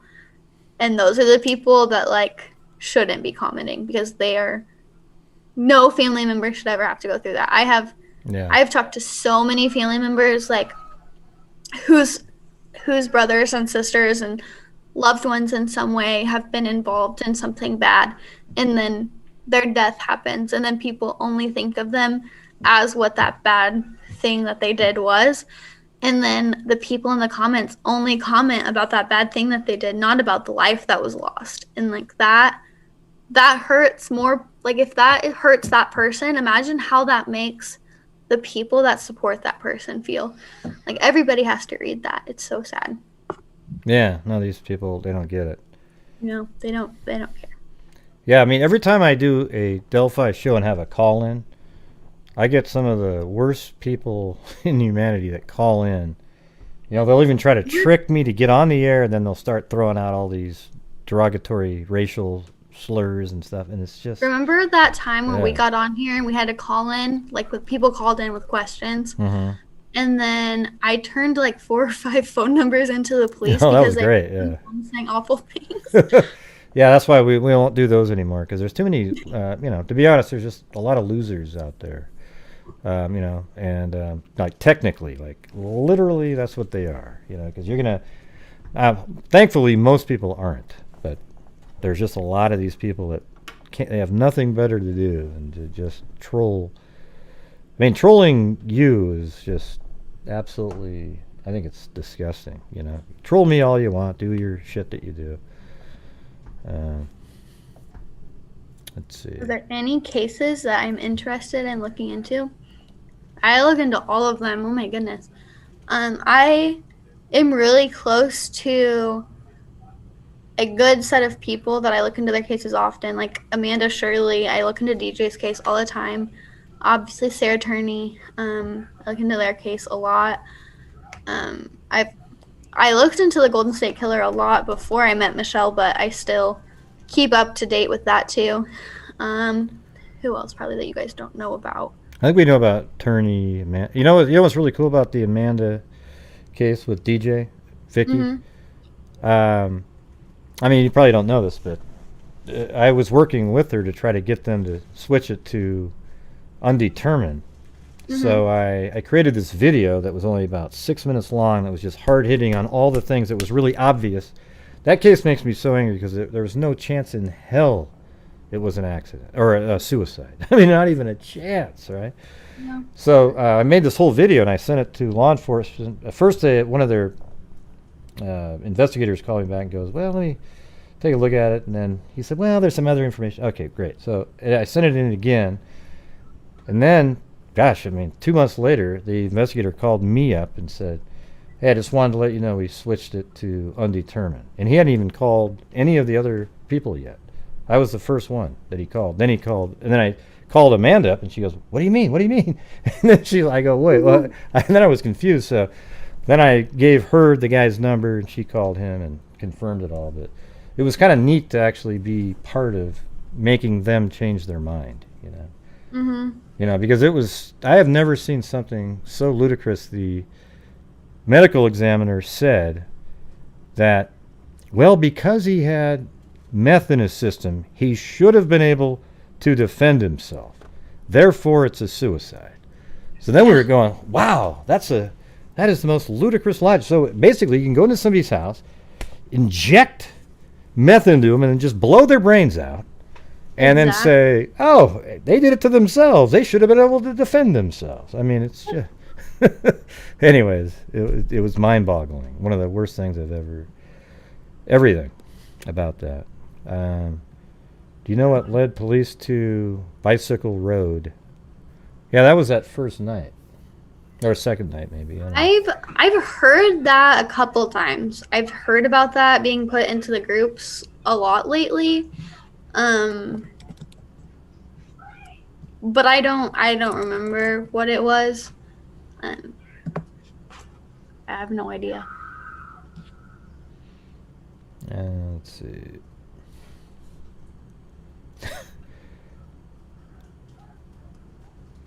Looks like there are people bickering and arguing. It always happens here.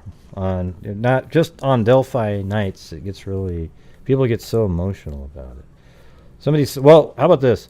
See, somebody asked me, if you could ask Carter one question, what would you ask? Well, I'd need to have it stipulated that I would get the answer. I mean, we could all ask questions. He's probably the most tight-lipped person of all of them. He's never going to say anything. So I don't really have anything that I would ask. No, he's so... Well, obviously, if I asked a question off the record, he is more likely to answer to me than other people. But he is probably the best one at looking at the camera and saying, we have a lot of information. Or, yeah, we know a lot. Like, that's all he'll say. And he has a straight poker face. Yeah. Like, even if, like, he'll say something and I'm like, I might have an idea of what the answer is, and he just says we have a lot. And I'm like, now I don't know how he does. Toby, on the other hand, boy, you might catch him on the right day, and boom, you're gonna get the whole enchilada. Yeah, definitely listen to that podcast tonight. It's only about, I think it's 20 minutes long. Oh, really? Okay. I think it's not very long. Tobe's part is in the beginning, and then Nick's part is only about 6 or 7 minutes of him talking, and it's like they give out a lot of information. And I heard there's going to be a lot from them, like more of their conversation on the show. They just wanted to do that to like get people interested. But I think that the investigators talking is going to be on the second night, so Monday night. Whew. Yeah, I would love to myself have Robert Ives. I'm trying to communicate with him. I'd love to just talk to him for a while. But the problem is, he can't say. So we all know the interesting things that he's saying, that there seems to be some signatures, and signatures are things left behind that weren't necessary to commit the crime itself. MO are things how somebody commits the crime, but signatures are things, and he said that there was 2 or 3 of those, the signatures, and it's like, man, what in the hell, so he's never going to say it unless it comes out. So it's like you could interview him, but it would probably end up being mildly frustrating at some point. Exactly, especially since these investigators will talk to you any day, but you're going to sit there and you're just going to hear them say, yeah, we know a lot the entire time, which is fine, but like you're not going to get an interesting interview out of them right now. But I think once the case is solved and once they have answers and once the answers are out there in the public and the trial is over, they'll be able to talk about it and you'll get interesting interviews all day. Would you go to the trial? I mean, it would because they're going to show, you probably would leave because they're going to show like crime scene photos and things, I want to. I think seeing all of it will be closure to me, especially since I'm studying forensics. Even if I open my forensics book right now, I'll see crime scene pictures. Yeah, but it's weird when it's a family member. Yeah, I think it'll be different being my sister, but I want to be there.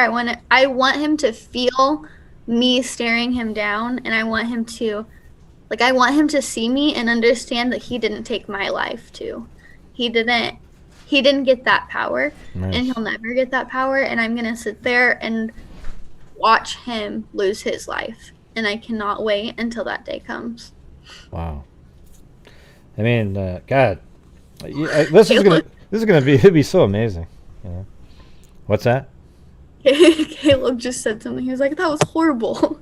What do you mean? No, I thought what you said was great. I think that was absolutely perfect. It'd be tough, but maybe it needs to be done. I always say there really kind of isn't closure, really. It's just you got answers for a certain phase, because you'll never have closure on your sister passing No, away. that'll still Yeah. be there, but it'll be one book that's closed, and I'll have Yeah. a face, and I'll know that he's never gonna do this to another person. Maybe that's a good way to look at it. Like it's a way of closing maybe a chapter, but not the book. The whole Yeah, book is. So a chapter's closed, but the book's still always going to be open. yeah, it'll never be closed completely, and I think that's true for all families going through this. Like, we have to live the rest of our lives knowing that our loved one is gone, but once we get answers, we're able to move past that and continue to grieve in a new way and know that there's a face and we don't have to live with that almost paranoia that that guy is out there, and knowing that he could be doing this again, or he could have done it before, or he could be watching my social media, or if I'm walking down the road at college, is he walking right behind me? Yeah. And those are the thoughts that we have all the time as family members. Like, we Yeah. don't know who this is, and if there's not a face to it, we don't get to grieve completely. And so once we do have a face, we'll be able to. I'm all for, like, it'd be cool if you could, like, let's say you get after the conviction, that the family member gets about a minute alone, like he's strapped to a chair and you all get a bat. I think that would be kind of cool. I wish, like, I hope that. Well, I kind of do hope. Do not hope. I don't know. It might be a good thing, might be a bad thing. If like the public finds out who this guy is before he goes to trial, I wouldn't mind having my own time with him. You know what I'm saying? Yeah, exactly. So, like, if I could just go out and find him right now, that's why the police won't ever tell me if they have a suspect, because I could go out right now and do something. But I won't, because I don't know. It's just you have the to have guy. a fair trial, He's innocent until proven guilty. The guy's just a monster, though. I mean, just think about that. Just kids just having fun, doing their little photos. You can tell they were having fun walking across the bridge, just whimsically taking photographs, and then a monster shows up. It's crazy. Abby didn't have a phone. She wasn't allowed to, so she actually secretly has Libby's iPad, but not at the trail that day. It was left at home. Oh, that's always one of the things people bring up. Yeah. I don't know. I feel like I say that all the time. Like, people ask me all the time if Abby had a phone, and I feel like I say it enough that everybody should know, but I'll answer it. Yeah, I have a hard time doing that. I always go, I've said this 1,000 times. Listen. Somebody asked how I have so much patience for winos, and I think my answer is, like, so as like, my personality is already that I'm already very patient, and I'm a very good listener. Like, I could sit and listen to you and not say anything. Like, I could just listen. And I think because everybody has the same questions, I have the same questions. I'm just not allowed to ask them. Like, I don't have anybody to ask. Law enforcement's not going to tell me. I'm not going to ask random people. But, like, every time you ask that question, you're asking about the girls, and I'm able to share what I can with you. So if you're asking questions, it shows that you care about the case. And so I'm willing to listen to whatever you have, even if I've answered it 40 times. Just like I went over the timeline again today, and I've probably done that 1,000 times before today, and I'll continue to do it until everybody in the world knows about the case. So yeah, we talked about that before. I go, listen, I know you've done this 1,000 times, but there are people that still haven't heard it really. And so she goes, oh, it's all right. I can do it. Yeah, I do it all the time. I think it's sad that I've become so used to it and so numb to the fact of what happened. Like, I'm able to share everything that I remember because I talk about it so much. So I will continue to talk about it. We went over that earlier, Bill. The shoe was just found somewhere on this side of on the bridge side of the creek, but we don't know exactly where it was. Okay? You must have missed it, Bill. Yeah, I'm not sure. I didn't see the person. If you listen to the podcast I did with Gray, her name's Michael. She was with me. She actually held me back so I couldn't go any further than where I was. So She was like a really important person to have had around right then. Yeah, so she actually, in case anybody didn't listen to it, she lost her brother in high school. So this was very personal to her. And she actually talks about how it was kind of a God thing that she ended up being with me that day because she was actually in a different group. And I asked her to walk with me so that there was somebody I knew there. That's a really awesome interview. You should definitely listen to that. Yeah, the thing is it's weird how I thought our podcast was really good too, but obviously HLN has more Benjamins out there advertising and everything. But it's called what was it? Scene of the Crime, Delphi.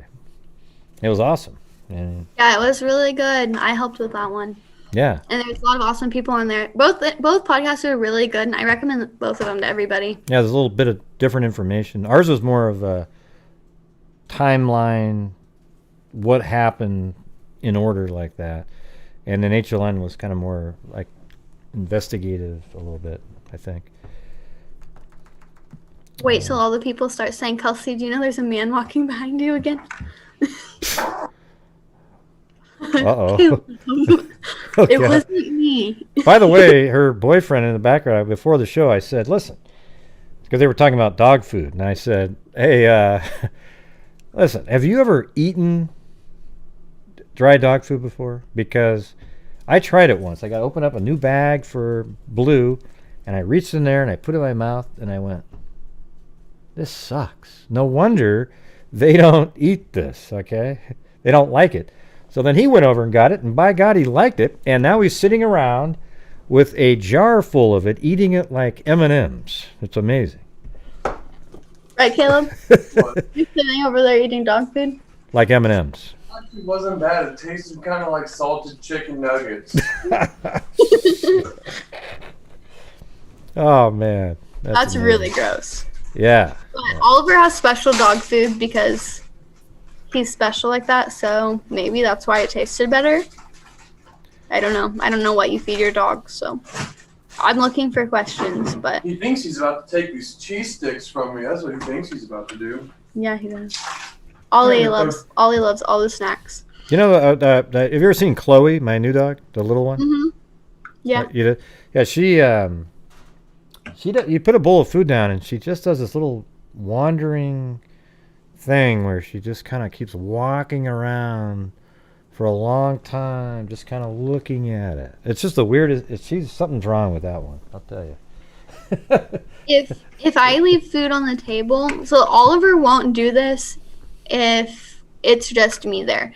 So like the other day I made potato soup, and me and Caleb were watching a show in the living room, and so I think he went into the bathroom or something and left his food on the table, and I went to grab, I don't know, crackers or something, and I went into the kitchen and I left Caleb's food in there and came back and Oliver was eating Caleb's food off the table. I was so mad. Like a little chihuahua. See, those are there's like Blue. devil dogs. You know what? I used to not ever think I was going to get one of these, but it's the best dog I've ever had by a mile. It's amazing. They're so affectionate, you know. They're just right, Blue. Yeah. Yeah, I didn't think I was ever going to get one. But as soon as he came to our house, he jumped on my lap and then just like put his head right under there, and I was like, okay, we'll take him. Thanks. I was like, so when I was choosing like what type of dog I wanted to get when I chose Ollie, I actually had just watched the Dirty John documentary. I think on ID channel probably, and I saw that Tara, which is the daughter of I forget her mom's name, but her mom was the one that married Dirty John, and Tara had an Australian Shepherd that ended up attacking John and ended up killing him. And so that's why I chose to get an Australian Shepherd, and it was the best decision I've ever had. Your dog seems really nice. Love her. I love him. Did you have one before that? Like in 2000. When were we? Did we do that first show? He was a puppy at some point, right around that time, right? Like 3 years ago. So when Libby died, we had actually just gotten a Yorkie. So maybe it's Tucker. Yeah, it seems like, I don't know. I've only ever had Oliver for myself. Well, Crime Con is when I met you, so that would have been about a year later, I think. Because you went to a Crime Con, the first one, and then I met you at the second one that you went to. Remember we met Cece Moore, or you knew her, and I got to talk to her. I introduced you to Yeah, Cece. yeah. That was an interesting conversation. Everybody wanted me to introduce them to Cece because, so actually that was funny because that night I met Cece at like the meet and greet. I had asked her to take a picture. I went to like all of the big meet and greets and took pictures with all of the people with me in the flyer. And so I met Cece that day and she talked to me about the case a little bit. And then she was actually walking around Podcast Row and came up and we were talking again. And so then people were coming up and was like, "Hey, Kelsi, who's your friend?" Even though they already knew. I don't think I did, but I think you said that. No, other people did. And then we ended up walking around a little bit and I introduced you guys to her, I think. And then later that night, we went to dinner and Cece was there with her family. And so we ended up talking to her again at dinner. So like, it was almost like we were stalking her, but we really weren't. It was totally accident, but she's so sweet. Well, she was nice how she just talked about she talked to me about the April Tinsley case for, gosh, I don't know, 20 minutes. It was pretty interesting. Yeah, she'll talk to anybody. That's what her anybody. Do you hear that, anybody? It wasn't because I was special. She'll just talk to anybody. No, so even her husband was saying like they were trying to get up to their room and her husband was trying to get her to go, but every time she would go, somebody would stop and try to talk to her. So he was like, yeah, she's just talking to everybody. So I ended up actually talking to her husband for a little bit, which was cool. Somebody said, Cece Moore from Parabon? No, the other Cece Moore. There's like 50 of them. I mean, give me a break. She's so sweet. Literally, you could probably send her an email and she would get back to you. Maybe not. She's pretty busy, but like honestly, she loves talking to people, and that's why she goes to those type of things because she wants people to know about this technology so people can learn about it. Yeah. Let's see. Yep. You guys have any last? I mean, I don't want to keep you on here all night. I know you're getting cut. 2 hours already. Any more last minute questions here? Unless you're having fun, you could. It's always fun, but I don't want to keep you on.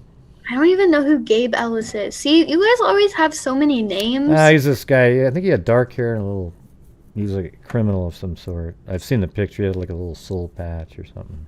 Yeah, I don't know. I'm sorry. I don't. Maybe not. Maybe he had a shave. I can't remember exactly what it. I know what he looks like, but not every single thing.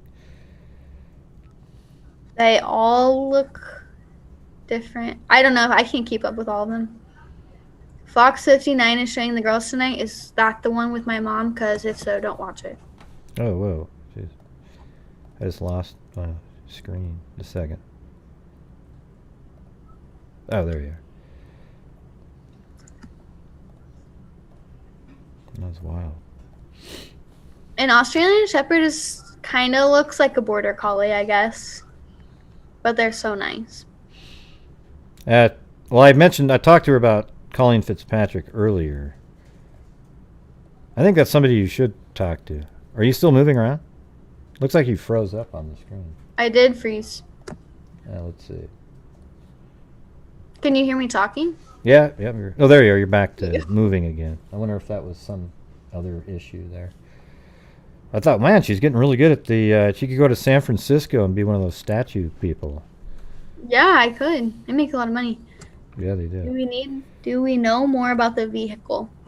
I think the last I heard was they're still just looking for whatever car was there. My boyfriend in the background sounds like Chewbacca. What are you talking about, Steve Howden? Steve Howden said, why not watch the one with your mom? I'm not sure what that even means. Oh, because she was on Fox 50, or it might have not been Fox 59. It was definitely Fox. talking about how the case was botched and stuff. I never watch any interviews with her, but I'm sure there's people in here that love her, and that's... Well, I wasn't very kind when I showed that interview because it's like she's bashing police again. Every time I see an interview like that, I apologize. Yeah.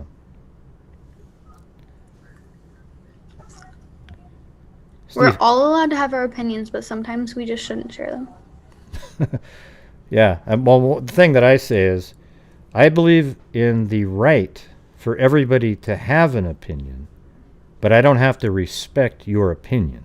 See, like everybody can say it, but I don't have to respect it, right? Like I hate the comment when people say, you have to respect their opinion. You know, that's one of the things I can't stand, that phrase. No, I don't. You know? Why should I have to respect it if it's just ludicrous, you know? Like it's just that she's the only person that goes out and says that. Even, I can't speak for Anna, but she's never came out and said, this case has been botched. My family will never come out and say this. But I think she thinks she needed to be more involved early on, even though she wasn't even around. You know, I don't know. I will say, I think all family members should be updated on cases, and I 100% believe that. But I have to call the police and ask for an update. My family has to call and ask for an update. Anna has to call and ask for an update.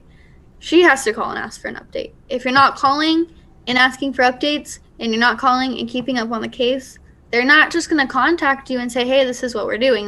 That's not how it works. So if you're not trying to be actively involved like that, it's never going to happen. All right. Where were Libby and Abby supposed to meet your dad? It would have probably been in the same place. Well, definitely would have been in the same place I dropped them off at.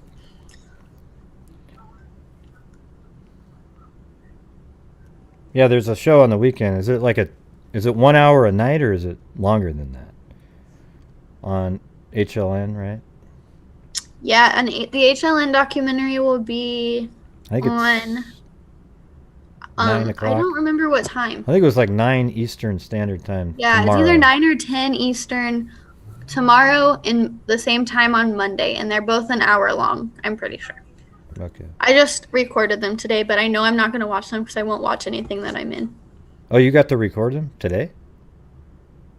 What do you Yeah. mean? Well, I thought they start tomorrow, and. But I recorded them so I can watch them tomorrow. Oh, you hit the I see. You hit the record button. But it's not really recording them. It's set to record. I was Yes. like, wow, you can go watch it right after this. Oh, okay. Yeah. I love Ollie as a name for a puppy. His name's actually Oliver Finn, which has a super deep meaning, which is actually something me and Caleb were talking about earlier. He was like, I love that you thought about his name super well. I had one of the freaks actually named my dog Chloe. It somehow just fit her look. It was like, oh, that's so perfect. There's no special meaning behind it other than that. But. So his name's Oliver Finn, and Oliver means peace with life, and then Finn means the end in French. So it's peace with the end of life. And I love that because he's like my little protector. He just sits over there and watches me all day. Oh, I guess she did an interview on a channel. Another YouTube channel your mom did. I remember that. That doesn't surprise me.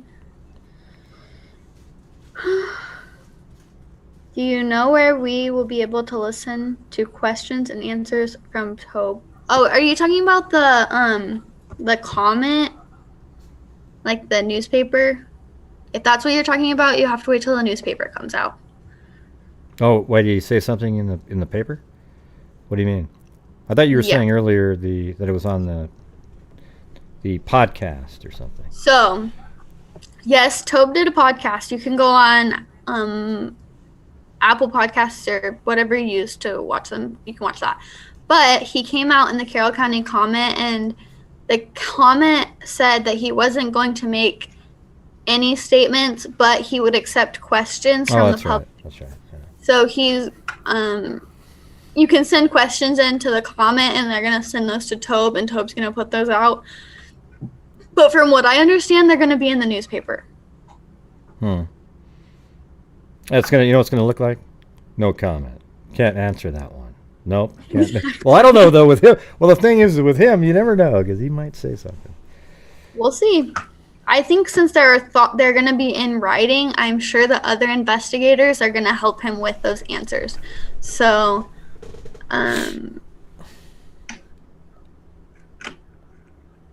yeah, that's what I'm sure is going to happen. It's just going to be all of the investigators coming together and coming up with answers for the questions, and it's all going to be no comment probably, or can't talk about that, or we know a lot. Somebody asked, how did Libby's dad know when to pick them up? He was going to pick them up on his way back home, so whenever he was done, they were going home. Look at somebody said, I wish Greeno was elected sheriff so he'd release more information. Oh, jeez. Somebody said, what do you think about the new Crime Door app? What do you think about it? I'm partnered with them, so I obviously... Well, I didn't... Well, here's the thing, is the thing that they put out, you know, they didn't have Libby standing off the end of the bridge, and they had him a little closer. I mean, it's kind of neat and everything. I think what the best thing about it is they get more eyes on the case. Yeah, and that was kind of our point. We tried to make it as accurate as possible. Obviously, we don't know exactly where they were standing. I told them to go off your video because law enforcement said that was probably most accurate. And if law enforcement is saying it's accurate, then I would say to go with it. But yeah, well, Ives actually confirmed me one time when I said, you know, it looks like Libby was actually off the end of the bridge because the camera is so low, and it needs to be low to have it film that little white nodule that's to the right of his foot. And he goes, his answer was clever. He goes, assume Libby was off the end of the bridge. You know, because they know it is. They can see different things. And so Abby probably stepped off just as the guy was coming there. And so, wow, so they actually said that, though, that, you know, check out that one. It's pretty accurate. Yeah, so I did. I gave you a shout out to them, but I don't know if how well they use that. But yeah. I am partnered with them, so we do work together. I share their posts a lot. So I really like the Crime Door app. I think it's going to be really helpful to cases. I think it's really telling that Paul Holes is part of it. He also thinks it'll be really helpful to investigators. Some of our investigators were excited about it. Some of them would rather us not have done it. But if I wouldn't have partnered with them, they were going to do it anyway, so it doesn't matter. Yeah. How did they do that, by the way? They go out there with just model it in a program, or did they? So, they actually hired for ours.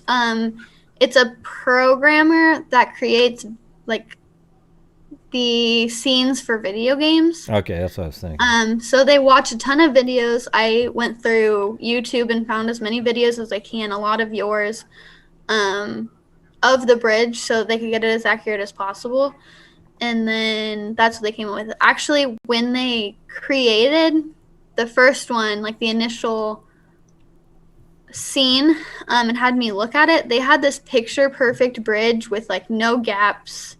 It didn't look old at all. It looked like brand new and like well put together. And I'm like, I can tell you right now that nobody's going to look at that and say that looks like High Bridge. Like that is too perfect. That bridge is terrifying. It does not look like that. So yeah. My job was basically to help them get that as accurate as possible with my knowledge of what the bridge looked like. I think there's some things that still need to be tweaked, which we still work on. We just haven't had time to get a phone call together because I'm doing so many interviews right now. But I hope you guys like it. Yeah, I mean, it looked kind of neat. I couldn't figure out quickly how to just sort of get in where I could look around.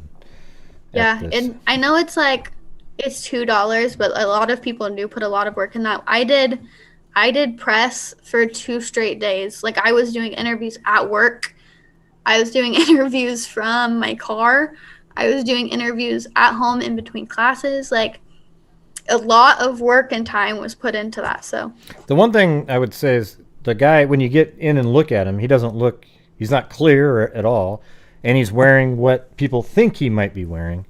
So it's not really useful for somebody going, oh, I know who that is, right?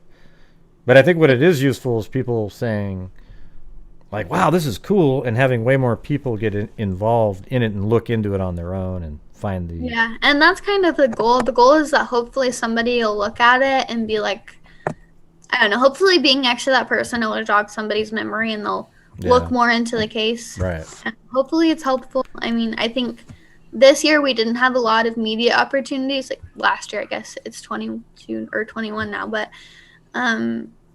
I think this was just an avenue that we were able to go down and have a lot of media for the case, and hopefully a new avenue that people can use to help us figure out who it is.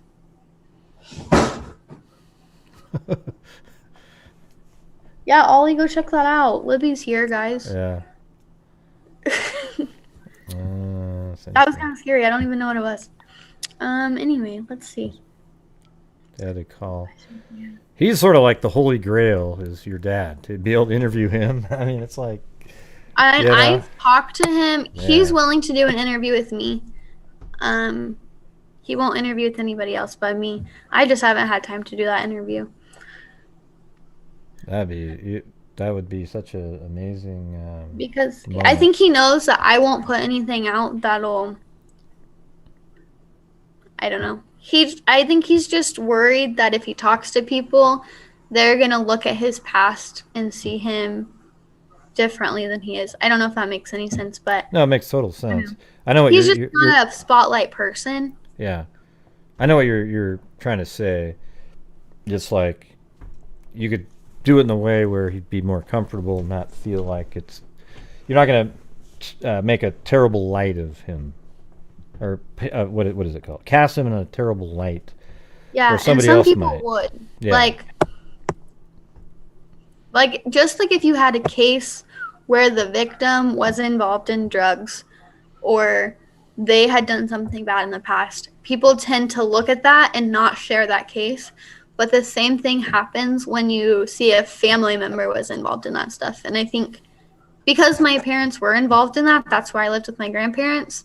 And that's not who me and Libby were. We weren't raised to be like that and do those things. And so he doesn't want people to look at him and think of Libby in that way, because that's not something we would have done. Yeah, a lot of people speculate that, that's a reason behind it. That comes up all the time, is that somebody is like payback for something. And it's just not. Like, my dad's not.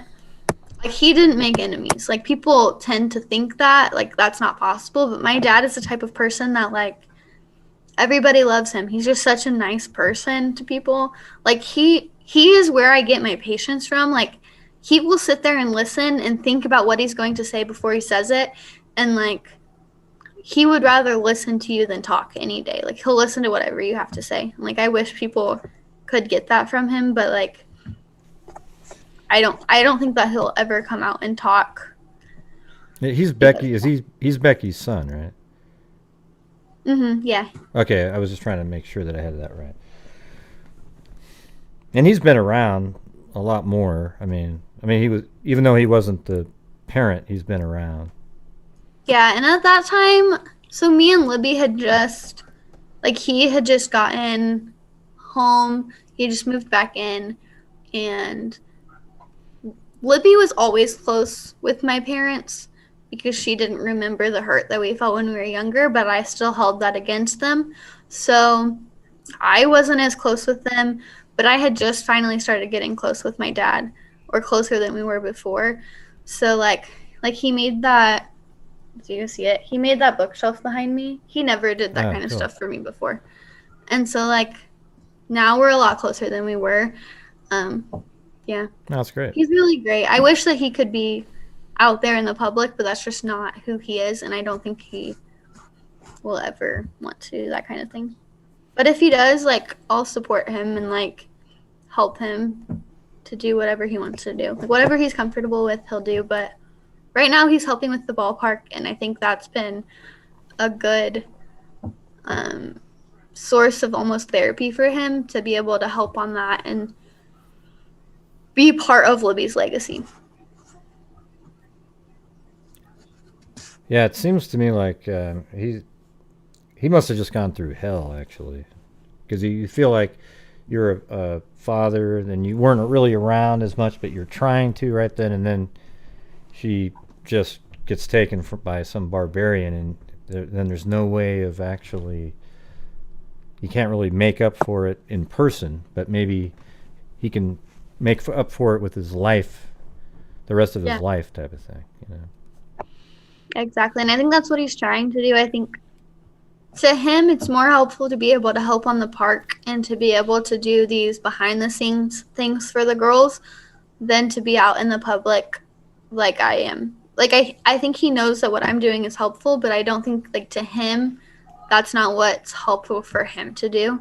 And so to make up for all that lost time that he had with both of us, he spends a lot of time doing that, a lot of time making me bookshelves. I have, like, 3 of those ladders that are behind me that he's made me.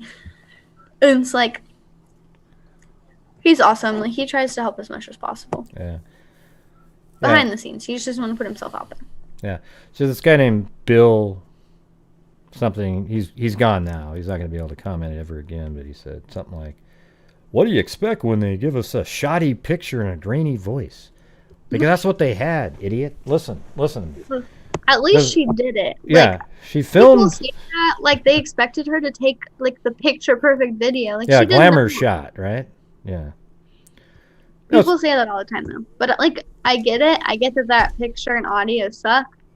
But it was also on an iPhone 6, which is not as great quality as we have now. Probably 720, right? Yeah. And from a distance, so they cropped that out of a bigger picture that could be about like this, right? And then he's like this, and then they crop that out, zoom it in, and you got these clowns that want it to be where you can see a zit on his forehead or something. But I know. And then they're like, "Well, can't they send it to NASA?" I'm like, "Have you not been listening this whole time?" Yeah, they did. Or like, "Look at this new technology that's coming out." I'm like, "Yeah, I bet they've tried it, but they're not going to come out and say, 'Oh yeah, we've tried that new technology.'" See, Robert, you know what's amazing is I went back to newspapers.com and pulled up all the articles from the 14th, 15th, and they mentioned some of the stuff that people still speculate on, but it was answered way back then, and I was kind of surprised, But Robert, I've said in our podcast that we could only do so much. There's only a few pixels in the face. So what you can do is you can change the contrast, that kind of thing. But that's it. See, a lot of people, what they do is they'll take it from 72 dots per inch and just type in 300. So now it makes it, wow, look how many more pixels there are. But all it did was your program went in and put 4 pixels that looked that color and then blended them in with these ones, So it doesn't do anything. You're actually distorting the image at that point. The best thing to do is look at it in its original. If you can look at the original, get everything lined up, and change the contrast a little bit, that's the best at that point. And what they put out there is the best. Like, it's not like they're putting out a bad version of it. They're trying their best to get the most accurate and clearest picture out there they can. There's just nothing. Right. Isn't that obvious, too? Like, hey, everybody, they do want us to try to identify that one. So they're intentionally giving us a blurry one so that we can't, Let's think through. Like, they change the colors of it. Like, they change, like, the saturation and the contrast. And I'm like, now he's red, or now he looks like a Smurf. Like, what? Oh, don't you like the negatives? The negative one where they flip it around where it's like black and white, but then it's a negative, and then they say, "Oh, look at that! You can see something in his pants now." Oh yeah, because now it became an X-ray vision filter. That's amazing how it did that. Or there's a dog on his shoulder. Yeah, well, they got one inside the shirt. It's got an outline around it, like a cartoon character, though. It's kind of weird. Somebody said he was like holding a broom. Did you forget about the oar in the pants, the boat oar? Yeah. Yeah. See, there has been some crazy ones. Oh, you forgot about the oxygen tank that was being dragged behind, but they just edited it out. The GoPro cameras mounted all around. My favorite is somebody sent me a thing on Twitter the other day and said that there's an outline of another person right behind him. Oh, of course, yeah.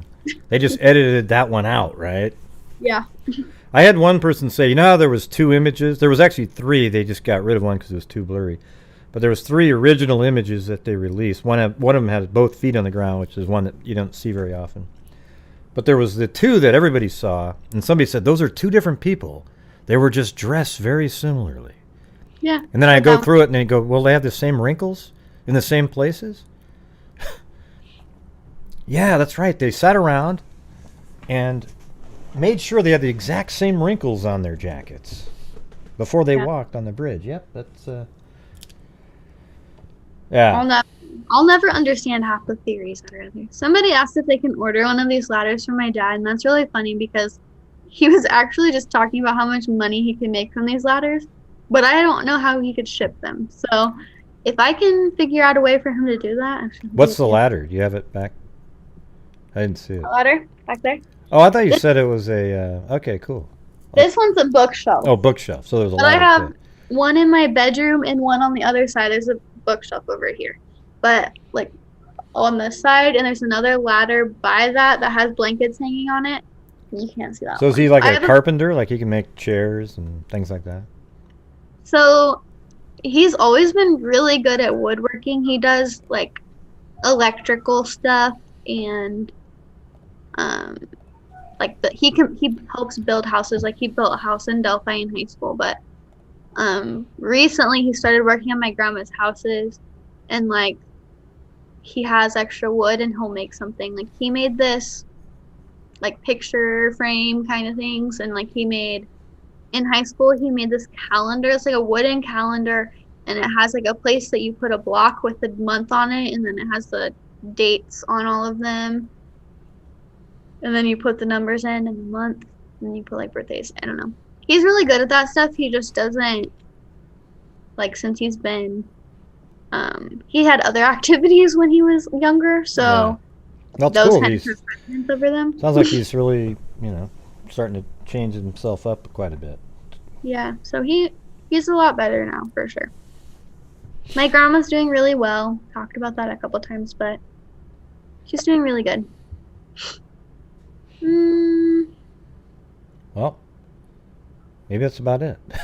Yeah, I'm getting close to the bottom, I think. I tried answering as many questions as I saw. I think you answered as many as anybody could possibly answer. Uh-oh. I don't know what that means, but... No, there's this guy, there's a clown in here. One of the trolls that showed up. You can send me an email or a DM on Twitter about the ladders, and I'll send him a screenshot of all of them, and maybe I can convince him to do that. That'd be pretty sweet. You have to pay for shipping, though, everybody. That might cost a couple dollars, but hey, yeah, it'll be worth it. Probably for the wood, but I think that he would be like, I think if he saw a ton of people were interested in it, he would be like amazed, and I could get him to do that. I don't know how to ship them, but I'll figure it out for him. Zozo's asking a question. How many people have been tested for DNA in Delphi? She keeps typing it in over and over. I don't know. A lot. Yeah, a lot of people. Anybody that We've was said that brought many in. times on the show, that every single guy, basically, right? I mean, anybody that's been brought in to be questioned has had DNA taken. There were people that actually saw their pictures on Facebook and would just come in and give their DNA.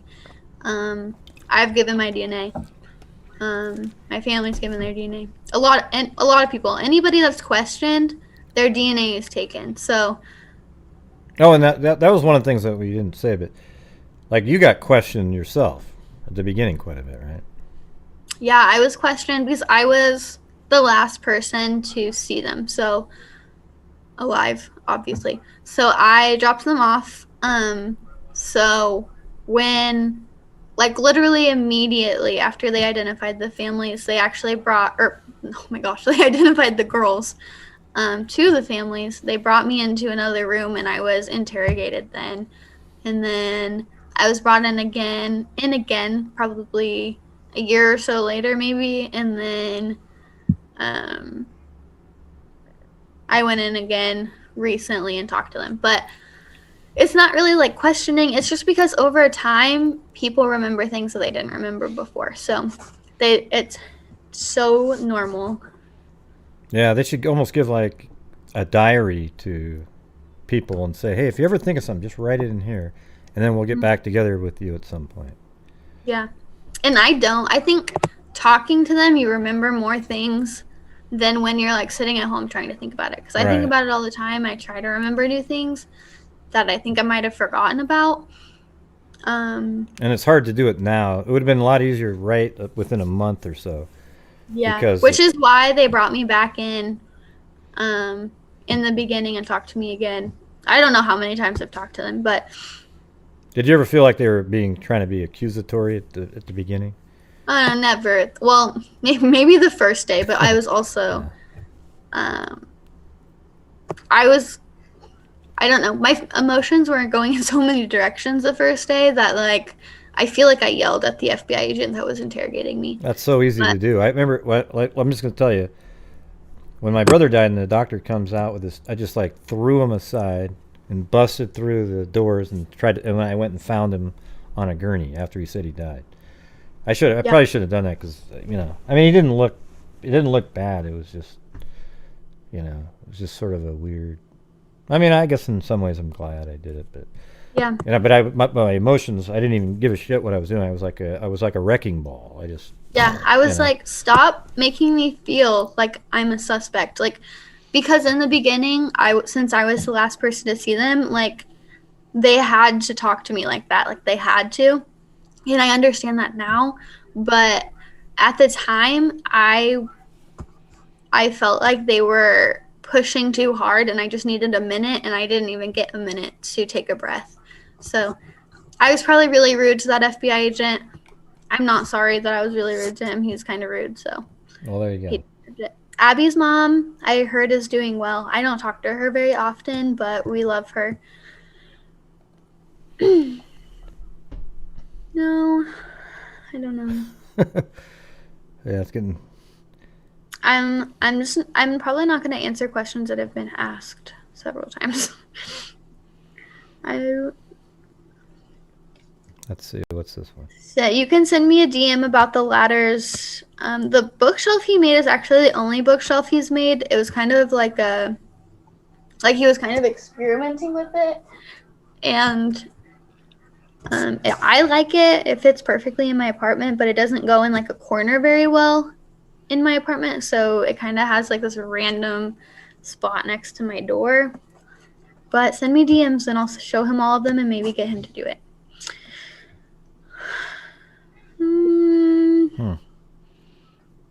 That's crazy. I was just reading some comments up there. No, I don't know. It says Kelsi said no, but I don't know what I said no to. So I'm trying to figure out what I said no to. About being in Delphi, I guess? I don't know. Somebody said Kelsi's not in Delphi. I don't know. She could be anywhere right now. Maybe she's in Italy, you know? Did you hear that music playing back there? Yeah, exactly. Abby, I'm not going to answer that. I never speak for Abby's family or for Abby. Like, I'll tell you how awesome Abby was to me, but I won't tell you anything else about her life. Kelsi is not in Delphi. I'm not, but I'm not going to tell anybody where I live either. Yeah. Why do people even care, though? It's weird when people ask that question. I know. Or somebody asked earlier if I lived alone. I'm like, no, I live with my dog. Yeah, like, why would you want to know those questions? I mean, if you're scared that she's living alone and she might, there might be a bad person out there, why are you asking in a public forum to sort of get the answer, to give a person who might be watching, who might be the psycho, the answer? You know, it's like, it's pretty crazy. My Instagram and Twitter are LibertyG_sister. You can message me on either. They're the same tag. I'll type it in here real quick, so nobody can. Maybe I'll have you meet Colleen one of these days on a show or something. Yeah, you can have us both on here. Yeah, I mean, I think you guys you'd like her. She's funny as hell too. She's just, there it is. I don't know. She's really interesting. She was an actual rocket scientist, if you can believe that. You know when people say that, like, oh yeah, well, it's not rocket science. Well, maybe it might be with her, because. Since I've been on here, I've gotten 20 messages on Twitter. So if you don't get a response back, that's why. I just went on here to see if I that was still my thing.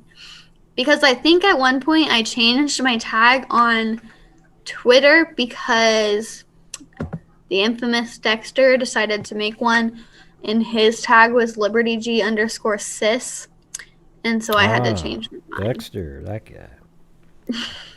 Oh, God. I remember that guy. Jeez. That was a while ago. Is he still out there? Yes, he has a new name.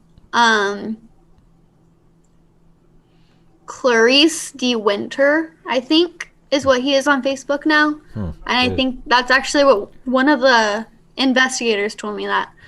Not like I didn't figure that out because he blocks me on Twitter now. So one of the investigators told me to look out for this new name, and that's what I think he said. No, that's pretty cool. So they're sort of they're helping you out in the background, huh? Yeah, they let me know. They keep me updated on these people. Dexter is a web sleuth that'll harass literally anyone. He has a new suspect every day. Hey, if I leave for about 2 minutes, can you run the show? Yeah, I can run it. We're good. Okay, just a second. Let's see. I actually have to use the facilities. Sorry, everybody. Any last questions? Kelsi in Sacramento? No, I wish. Caleb won't let me go to California.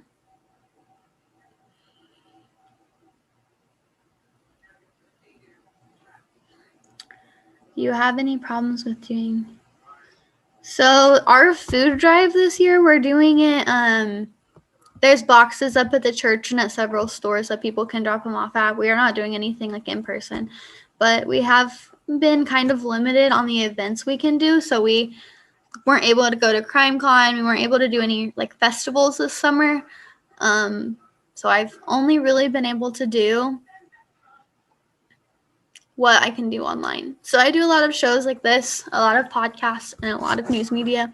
My boyfriend the other day was actually at work, and I called him. He needed me to come in, and he was like, "Is this all you do all day? You just do interviews while I'm at work?" I'm like, "Yeah." He said, "That's really boring." Let's see. I don't think it's boring, though. I absolutely would rather not be sitting at home doing nothing. If I'm going to sit at home, I would rather be doing interviews and finding a way I can share the story. Let's see.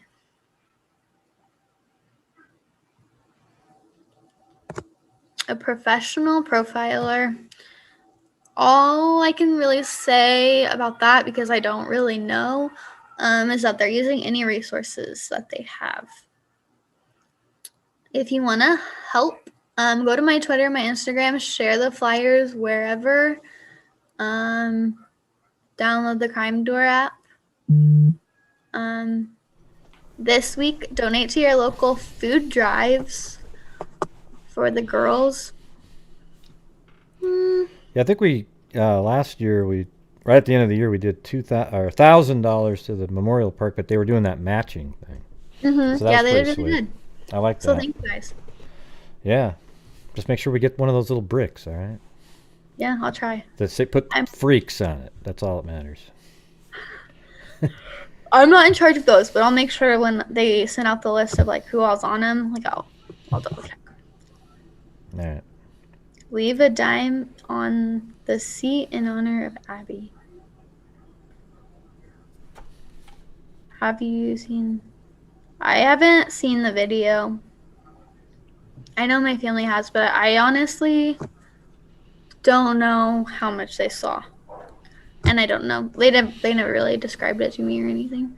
I think they said that they saw up until right there where, the down the hill part, right after the bridge. They wanted to have them identify what was being said, because there's words being said by Libby and Abby that they were hoping they could identify. I wonder if it almost seems like you should be able to watch that, because you might actually be able to understand, because you hung out with your sister probably more. I'm kind of wondering if maybe you would have been able to determine what was said easier. Maybe I'll ask them that one day when I'm ready. Yeah, I think that'd be tough to see that. Yeah. Are people in the community still donating? Nobody has to tell me they're donating. We're never gonna ask people to donate. Like, obviously, like, we're building this park and donations are so helpful, but also, even if people don't donate, like, this will come out of my family's pocket. Like, we're going to build the park, so you don't have to donate. I think the community is still donating. Like the swim team, it was Libby's senior night, and they did a food drive, for the food drive. So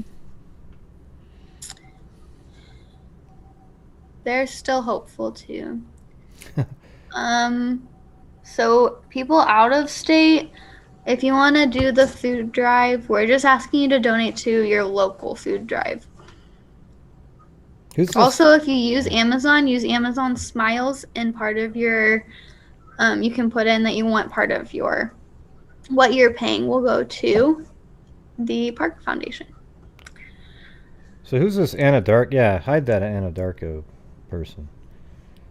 Anadarko oil? That's crazy. Jeez. That's in the Chris Watts case. What do you think about movies? Yeah. What kind of movies do you find inspiring? Well, no, it was somebody said, what do you think about making movies about the whole incident? You know, the thing is, I get frustrated when I watch the movies and they're not accurate on all the things that are known to be accurate. I just, after I see one error, I just go, forget it. You know, I just, why not do it that way? Where every single thing that you put in there that's knowable is in there. I don't understand that part. Who is this Sam Gonzalez guy? I don't know. He's the one that keeps asking if I live alone. Yeah, why do you keep doing that, Sam? You keep asking kind of strange questions. Do you ever wonder about that, Sam? I've been watching some of your comments.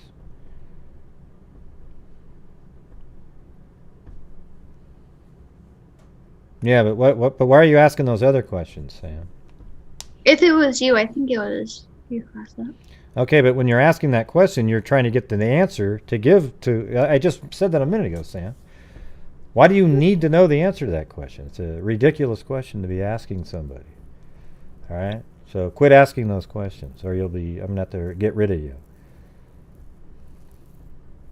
Might happen anyways, to be honest. I think also movies, so just like people won't make a documentary, and we're not on ID channel very often, or Oxygen channels, because all of these true crime shows like to have a conclusion. So like even when we were on John Walsh, Callahan said like this is not the normal case that we'll take on, because at the end of their episode they want to have an answer, and that's the same with documentaries and the same with movies. Like we'll never have those things happening and like those things being put out there until there's an answer. Well, thanks, Mag. Appreciate it.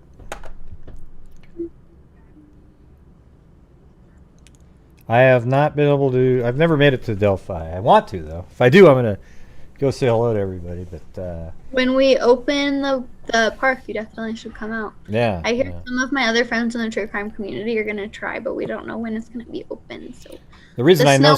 Yeah, go ahead. The snow kind of messed us up because we wanted to be open in late spring, but since the snow is starting to freeze the ground, they can't do any work right now. So might be a little later than spring. Yeah. The reason I know the area really well just because I've had so many people go for me to shoot video, and I've been on the phone with them where they go on the bridge, and we found exact spots on the bridge where all the photos were taken. And so I could go there and go right to all the spots without ever being there. I have no... It's different when you're there, though. Like it does look different, yeah. But I know the area, like just looking at the... If you drop me off at the parking spot where you drop them off, I could get everywhere. I mean, I'd be scared to cross the bridge, though. Okay, I'll be honest. I don't think I could do it. It's kind of scary. I wouldn't do it either. So, anyways, man, you were a trooper. 2 hours and 41 minutes so far. I know. I'm about to fall asleep, so maybe we could wrap up. Yeah, no, I was just saying you didn't have to stay that long, but it seemed like you were, having fun. Good talking. Yeah, good talking. As long as there's questions, but nobody's asking questions anymore. Where can I donate to the park? I think you can go to Abby and Libby Memorial Park. Yeah. You can just probably type in Abby Libby Park. I think it shows up. Yeah, it's either .org or .com. Or I'll put it in there. I'll put it in there.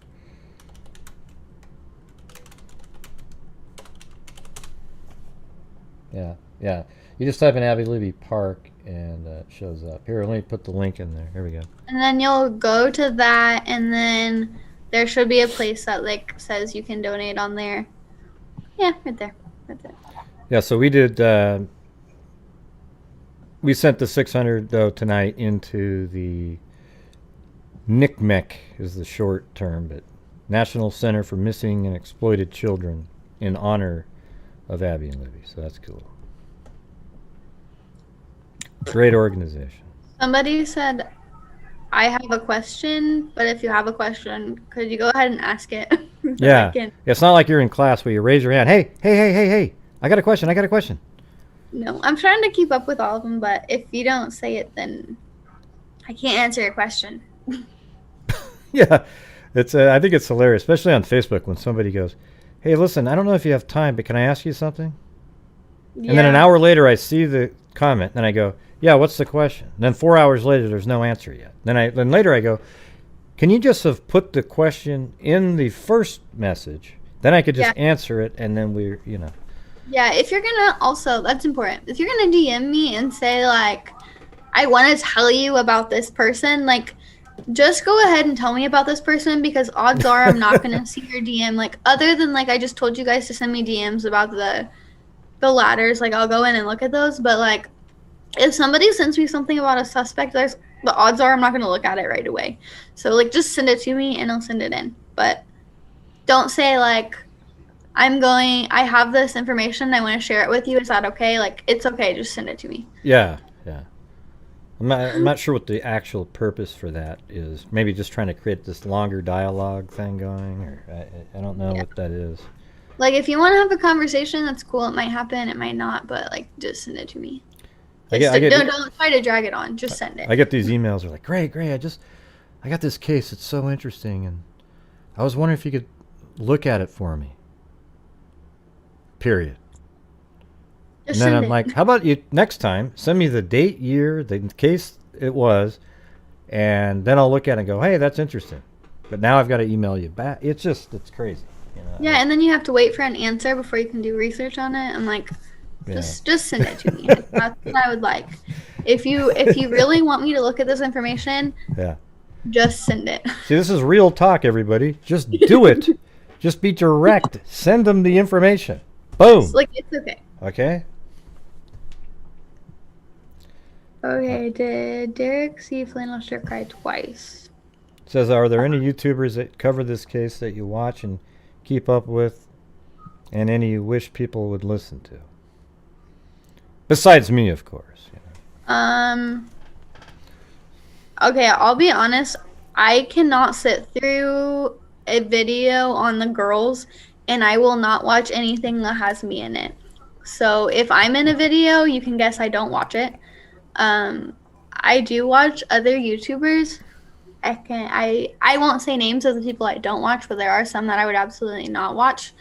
I would highly recommend you guys don't watch them, but I won't say them because I don't want to cause any drama, Plus, but I'm sure y'all know it. I know you. Plus, I've probably mentioned those very same ones many times. You already know who they are, but just know that I do watch some, but I don't watch anything that I'm in. So I probably watch their videos on other cases. Like I watch. Look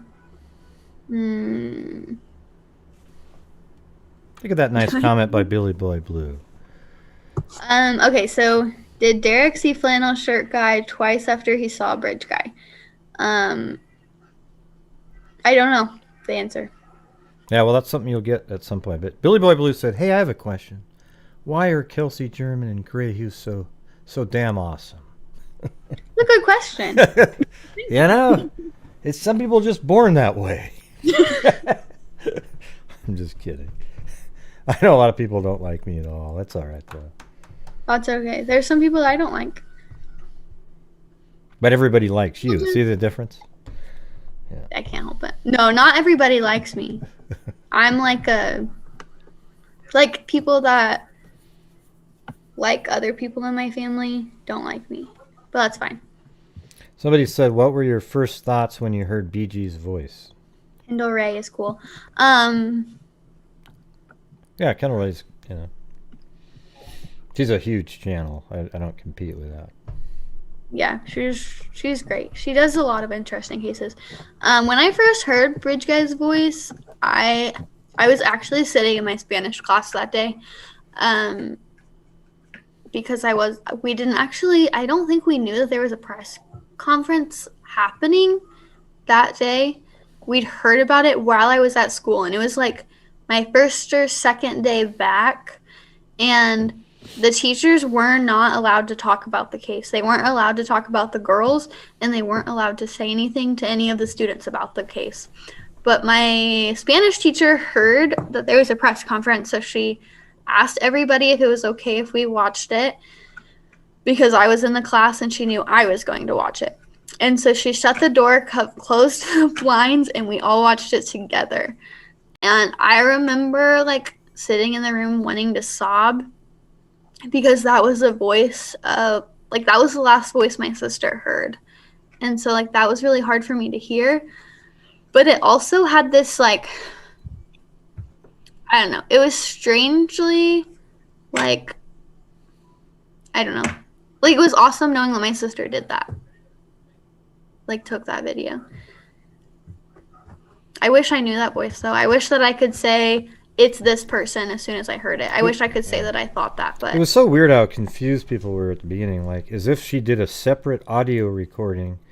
I know. And they still say that they snapped, even in the paper they go, she snapped 2 photographs, and right now, articles you read now, she snapped 2 photographs and recorded the audio. No, it's a video, everybody does, It's just I don't know why people don't understand that. So it's snapshots out of a video, and that's where the audio comes from. But I don't know why people think it was the other one. It's I don't know if it's because they put out those pictures, but I don't think she had time to take 2 pictures and turn on a voice recorder and record his.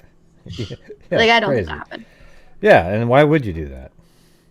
The video, you already know the video is recording audio. Yeah. I don't know. Maybe it's. Never mind. I was gonna say maybe it's older people, but I don't want to offend anyone. Hey, wait a minute! I wear New Balance, and I knew the answer. So this is funny. So we were doing an interview the other day, and I had to go to Delphi for some reason. So I was already at my grandparents' house, and my grandpa was interviewing with them right before I was interviewing with them, and so I had to teach him how to get on and do how to Zoom. And so he couldn't figure out how to get his microphone on. And then the day after that, I was talking to my grandma on FaceTime, and she was trying to hang up, and I was driving, so I couldn't hang up. And I was like, okay, grandma, I'm gonna go, Caleb's calling me or something. I don't remember. And so for whatever reason, we were hanging up, and she swiped up and paused the video. I'm like, Grandma, are you gonna hang up? And she was like, I did. And how are you still talking? I'm like, Grandma, you're so funny, but you have to hit the end button. So that's why I'm saying those people might be older. It's those progressive commercials. You ever see those when the pandemic first started and they do the Zoom calls and they're all just don't know what the hell they're doing. They're like, hey, can you hear me? And just Exactly.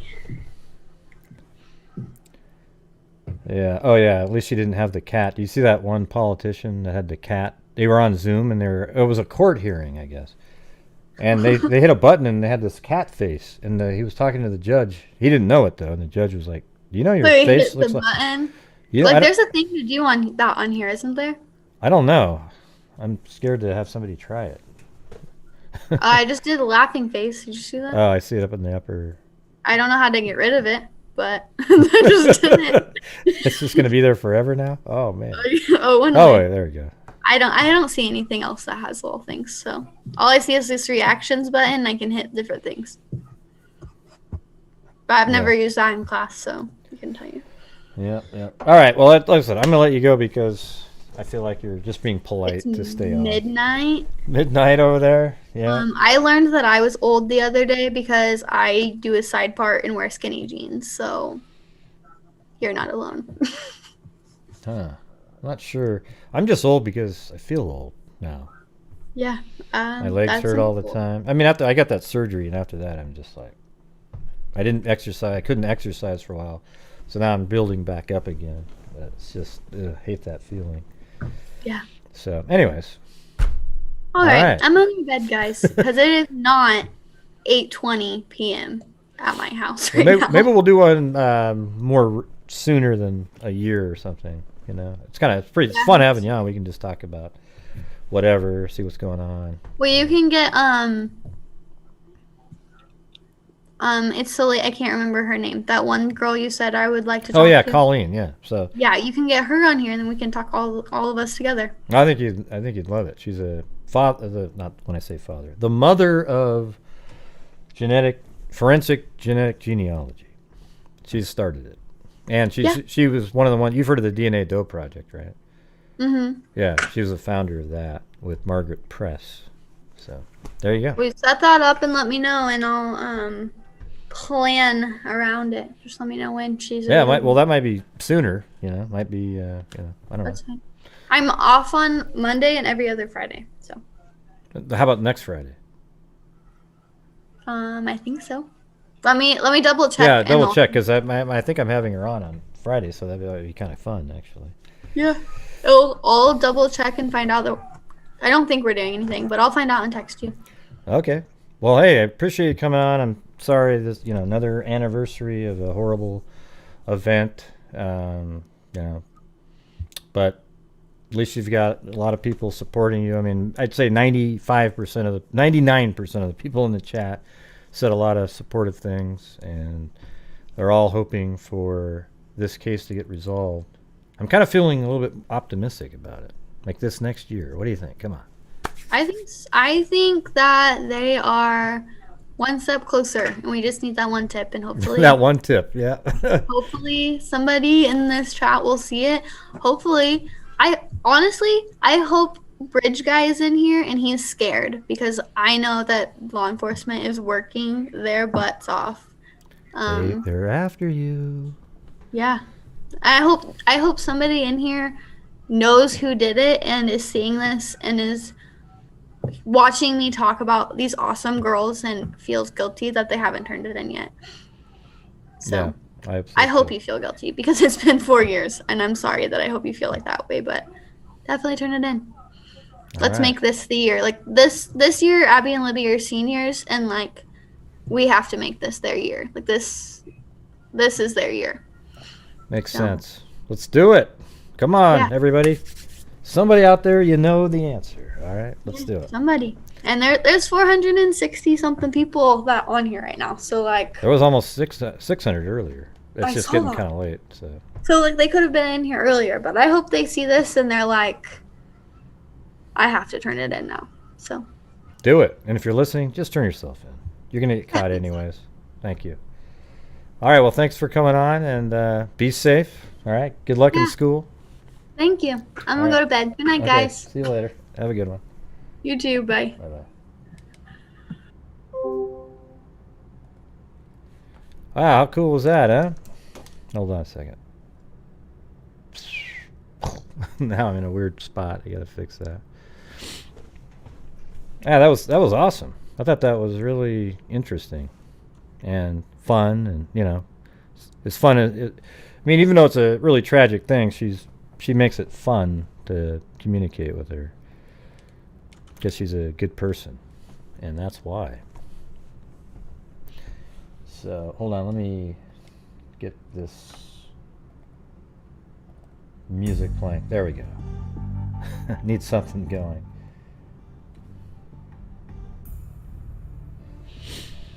What did you guys think of that?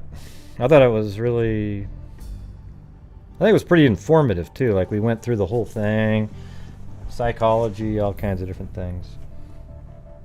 Yeah, she's very smart. Yeah, it's really amazing to see her transformation. And she was already coming out of her shell when at the crime con that I met her at, which is about a year after, maybe a year and a few months after her sister passed away. Yeah, was killed.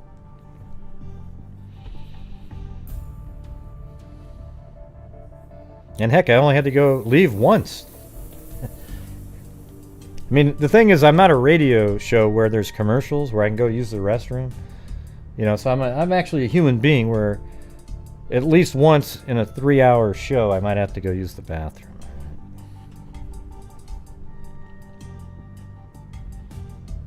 Oh, well, cool, Aunt Clara.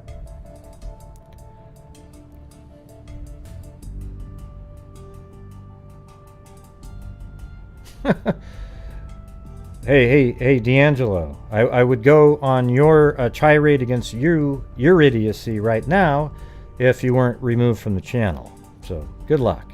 What an idiot. Jesus. All right. You know, it's weird how these people just wait until the very end. You know, it's incredible. But man, you guys are so generous. We did donate $600, and then probably, I don't know,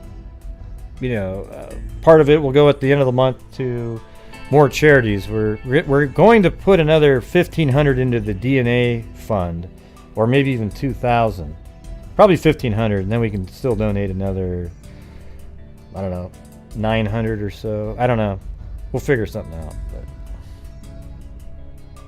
probably do $1,500 and then donate another $600 or something to another charity at the end. But I'm going to go through everybody on here right now. So here we go. So the show started off with Rose M. I'll still do the lightning bolts, but I'm going to use my regular voice. Actually, I don't think it'll work. Yeah. So I'm just going to read through these. Rose M. Angela White. Then Layla My Layla did a cat eye donation. Jessica Schubach, Cammie Curry, Claudia.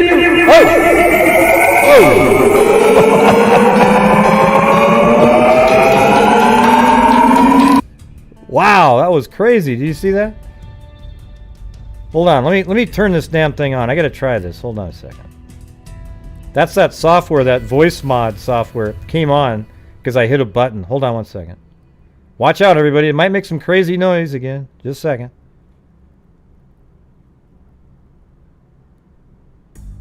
It's going to do it. I know it. Oh, God. It's making me nervous already. Okay. There we go. Man, they have all these things turned on. That's why it's doing that. Okay. How's it working? All right. Now is this going to work? Oops. No. Ah, crap. Hold on, everybody. I got to do this. It's called the voice mod, but it turns all these things on where it hears your voice and all these different things. Yeah, see, they're on again. And it would have done that except I turned off the sound. Okay. So just shut it down. Now let's see. Here we go. Yeah! We got it to work. There we go. All right. So Rose M. Angela White. Layla My Layla. Jessica Schubach. Cammie Curry. Claudia Neubauer. Rachel White. Jamie Lynn. Rose M. Chasing Truth. Carissy. Rose M again. With a cat eye donation plus 10. Charleston Amy. Mag. Riley Bear. And then Ashley with a $100 double cat eye donation. Meredith McKenzie with a double cat eye donation. C. Dorton. Jennifer Hooper. And then Ashley with a double cat eye donation. LM. Claudia Neubauer. Paulette Leonard. And that was a cat eye donation. Then Truth Slew. Rose M. cat eye donation. Audio Caspian Horses Rock. Barb T. Katja T. Linda Howe, as in Linda Molden Howe of the Cattle Mutilations in Crop Circles. Rose M. LM. Kristen Rose cat eye donation. Audio Caspian Horses Rock. Keeping It Real. Rose M again. 1, 2, 3. Chrissy. Ashley with a cat eye donation. Chrissy. Mag with a cat eye donation. Swerves. Robin Tyndall. Billy Boy Blue. He needed the money. Rose M. And Wally Gator.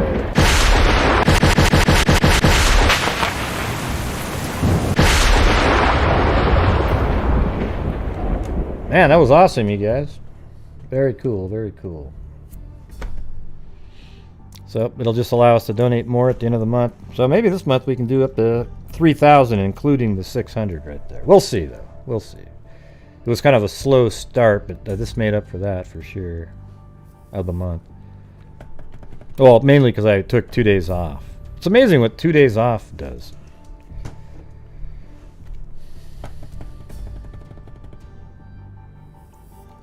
So hope you guys enjoyed the show. I know her mother was on another show, I think. I don't know if it was today or yesterday or when that was, but... What happened, Crystal Wreath? What happened? Yeah, the way it works on here, if you come in here and you're just an immediate troll, you're removed forever. Isn't that weird?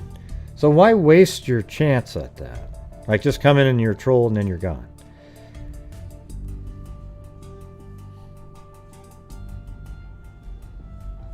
Yes, now after the show, leave your thoughts in the comments, and maybe if there's some that are really interesting, I might have her answer some. Maybe, on Facebook I'll message them or something like that.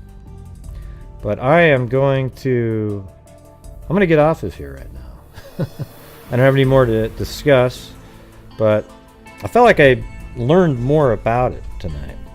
I felt like, and right now I'm going to go, I might listen to that 20 minutes on, I guess it's called Down the Hill, and it's their 10th episode or something like that, just to see what was in that. So, anyways, you guys, I really appreciate it. Thanks for being the generous freaks that you are. It's pretty amazing. I got really lucky having such generous freaks that support my channel and all the charities. Last year, if you're new here, we donated $22,000 to charities such as the National Center for Missing and Exploited Children, the DNA Doe Project, RAIN, Violence Against Women, just tons. Texas EquiSearch. They fixed their website now, finally, so we can donate again. So I'll probably donate some at the end of this month back to them. I think we did $6,000 to Texas EquiSearch. I think they're our biggest. Right, well, it might have been right there with, I don't remember which was second, NCMEC or... But I wouldn't be able to do that without all of you. That's for damn sure. So, really appreciate it. And thank you guys all for showing up tonight.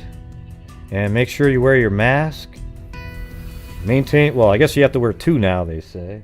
Maintain your social distancing and wash your hands whenever possible. All right? So that is it, everybody. And as I always say, everybody, until next time, be safe out there. And we'll be on tomorrow. I think Sarah Kalin's coming on to talk about this case. She's a behavior, hold on, I'll open it up just one second. I want to say exactly what she is so I don't screw it up. Yeah, a criminal behaviorist. So that'll be interesting, right? And she's been on a couple podcasts that I've been on. So that might be interesting. She's going to kind of read up on the case. We'll go through it a little bit. And she'll let us know what she thinks about it. So I think that tomorrow... Let me double check what time that's going to be. And then I'll get back to the regular cases after tomorrow. Hold on one second.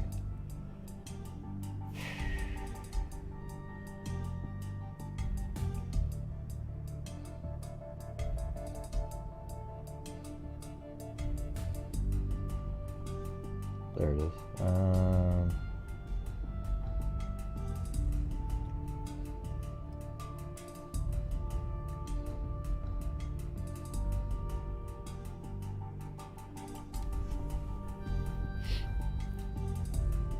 Like 3 or 4.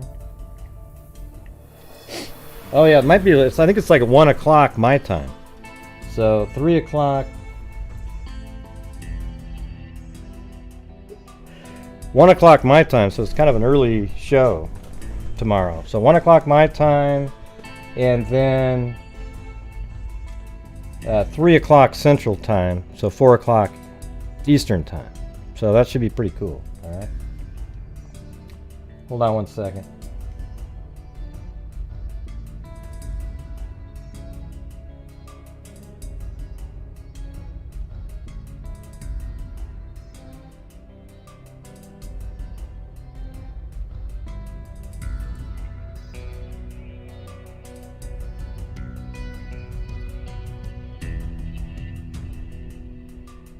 Okay. I asked, no, it doesn't matter. It's nothing to do with this. All right, everybody. So that, I'm sorry for the little extra at the side there, but yeah, the show's tomorrow at 1 my time. All right. So thank you guys very much. And again, as I always say, be safe out there. And a 2 and a 3 and a, where's that rap? There it is. Yeah, I've been doing this true crime thing for quite a while now. And during this whole time, I have not seen one person. Hey, that was a good show, Gray. That is a Yeah, it really was. crime dissector, plug rejector. I'm a certified human lie detector. Gonna get ya, I'll stretch ya. if you try and play me like an old projector. Crime sector. Is my nectar. Professor Gray is gonna give another lecture. Crime collector, freak connector, and I'm always gonna be a pup protector. Fool deflector, interceptor. And meaner than a spectre with a vector on his pector. With all respect, y'all, just remember I've a temper fucking check ya. I have no agenda, I'm no pretender, and I'll serve it to you straight without the blender. And in the end, I'm gonna send ya on a mission to reveal the true offender. Yeah, so I'll just get right back to work. All right, everybody, talk to you later.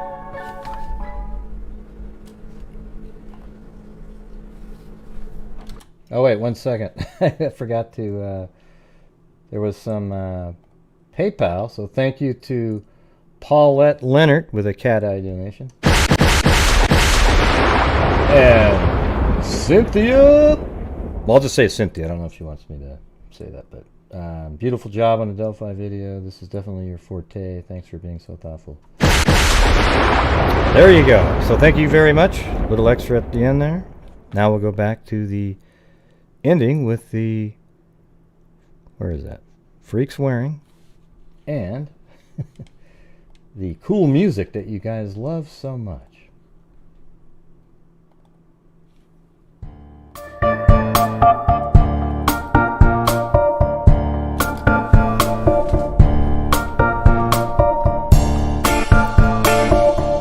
If I were in a hurry, go down. Walking down the street and I had to stop. Pick up the radio and drop the top. Thanks, everybody.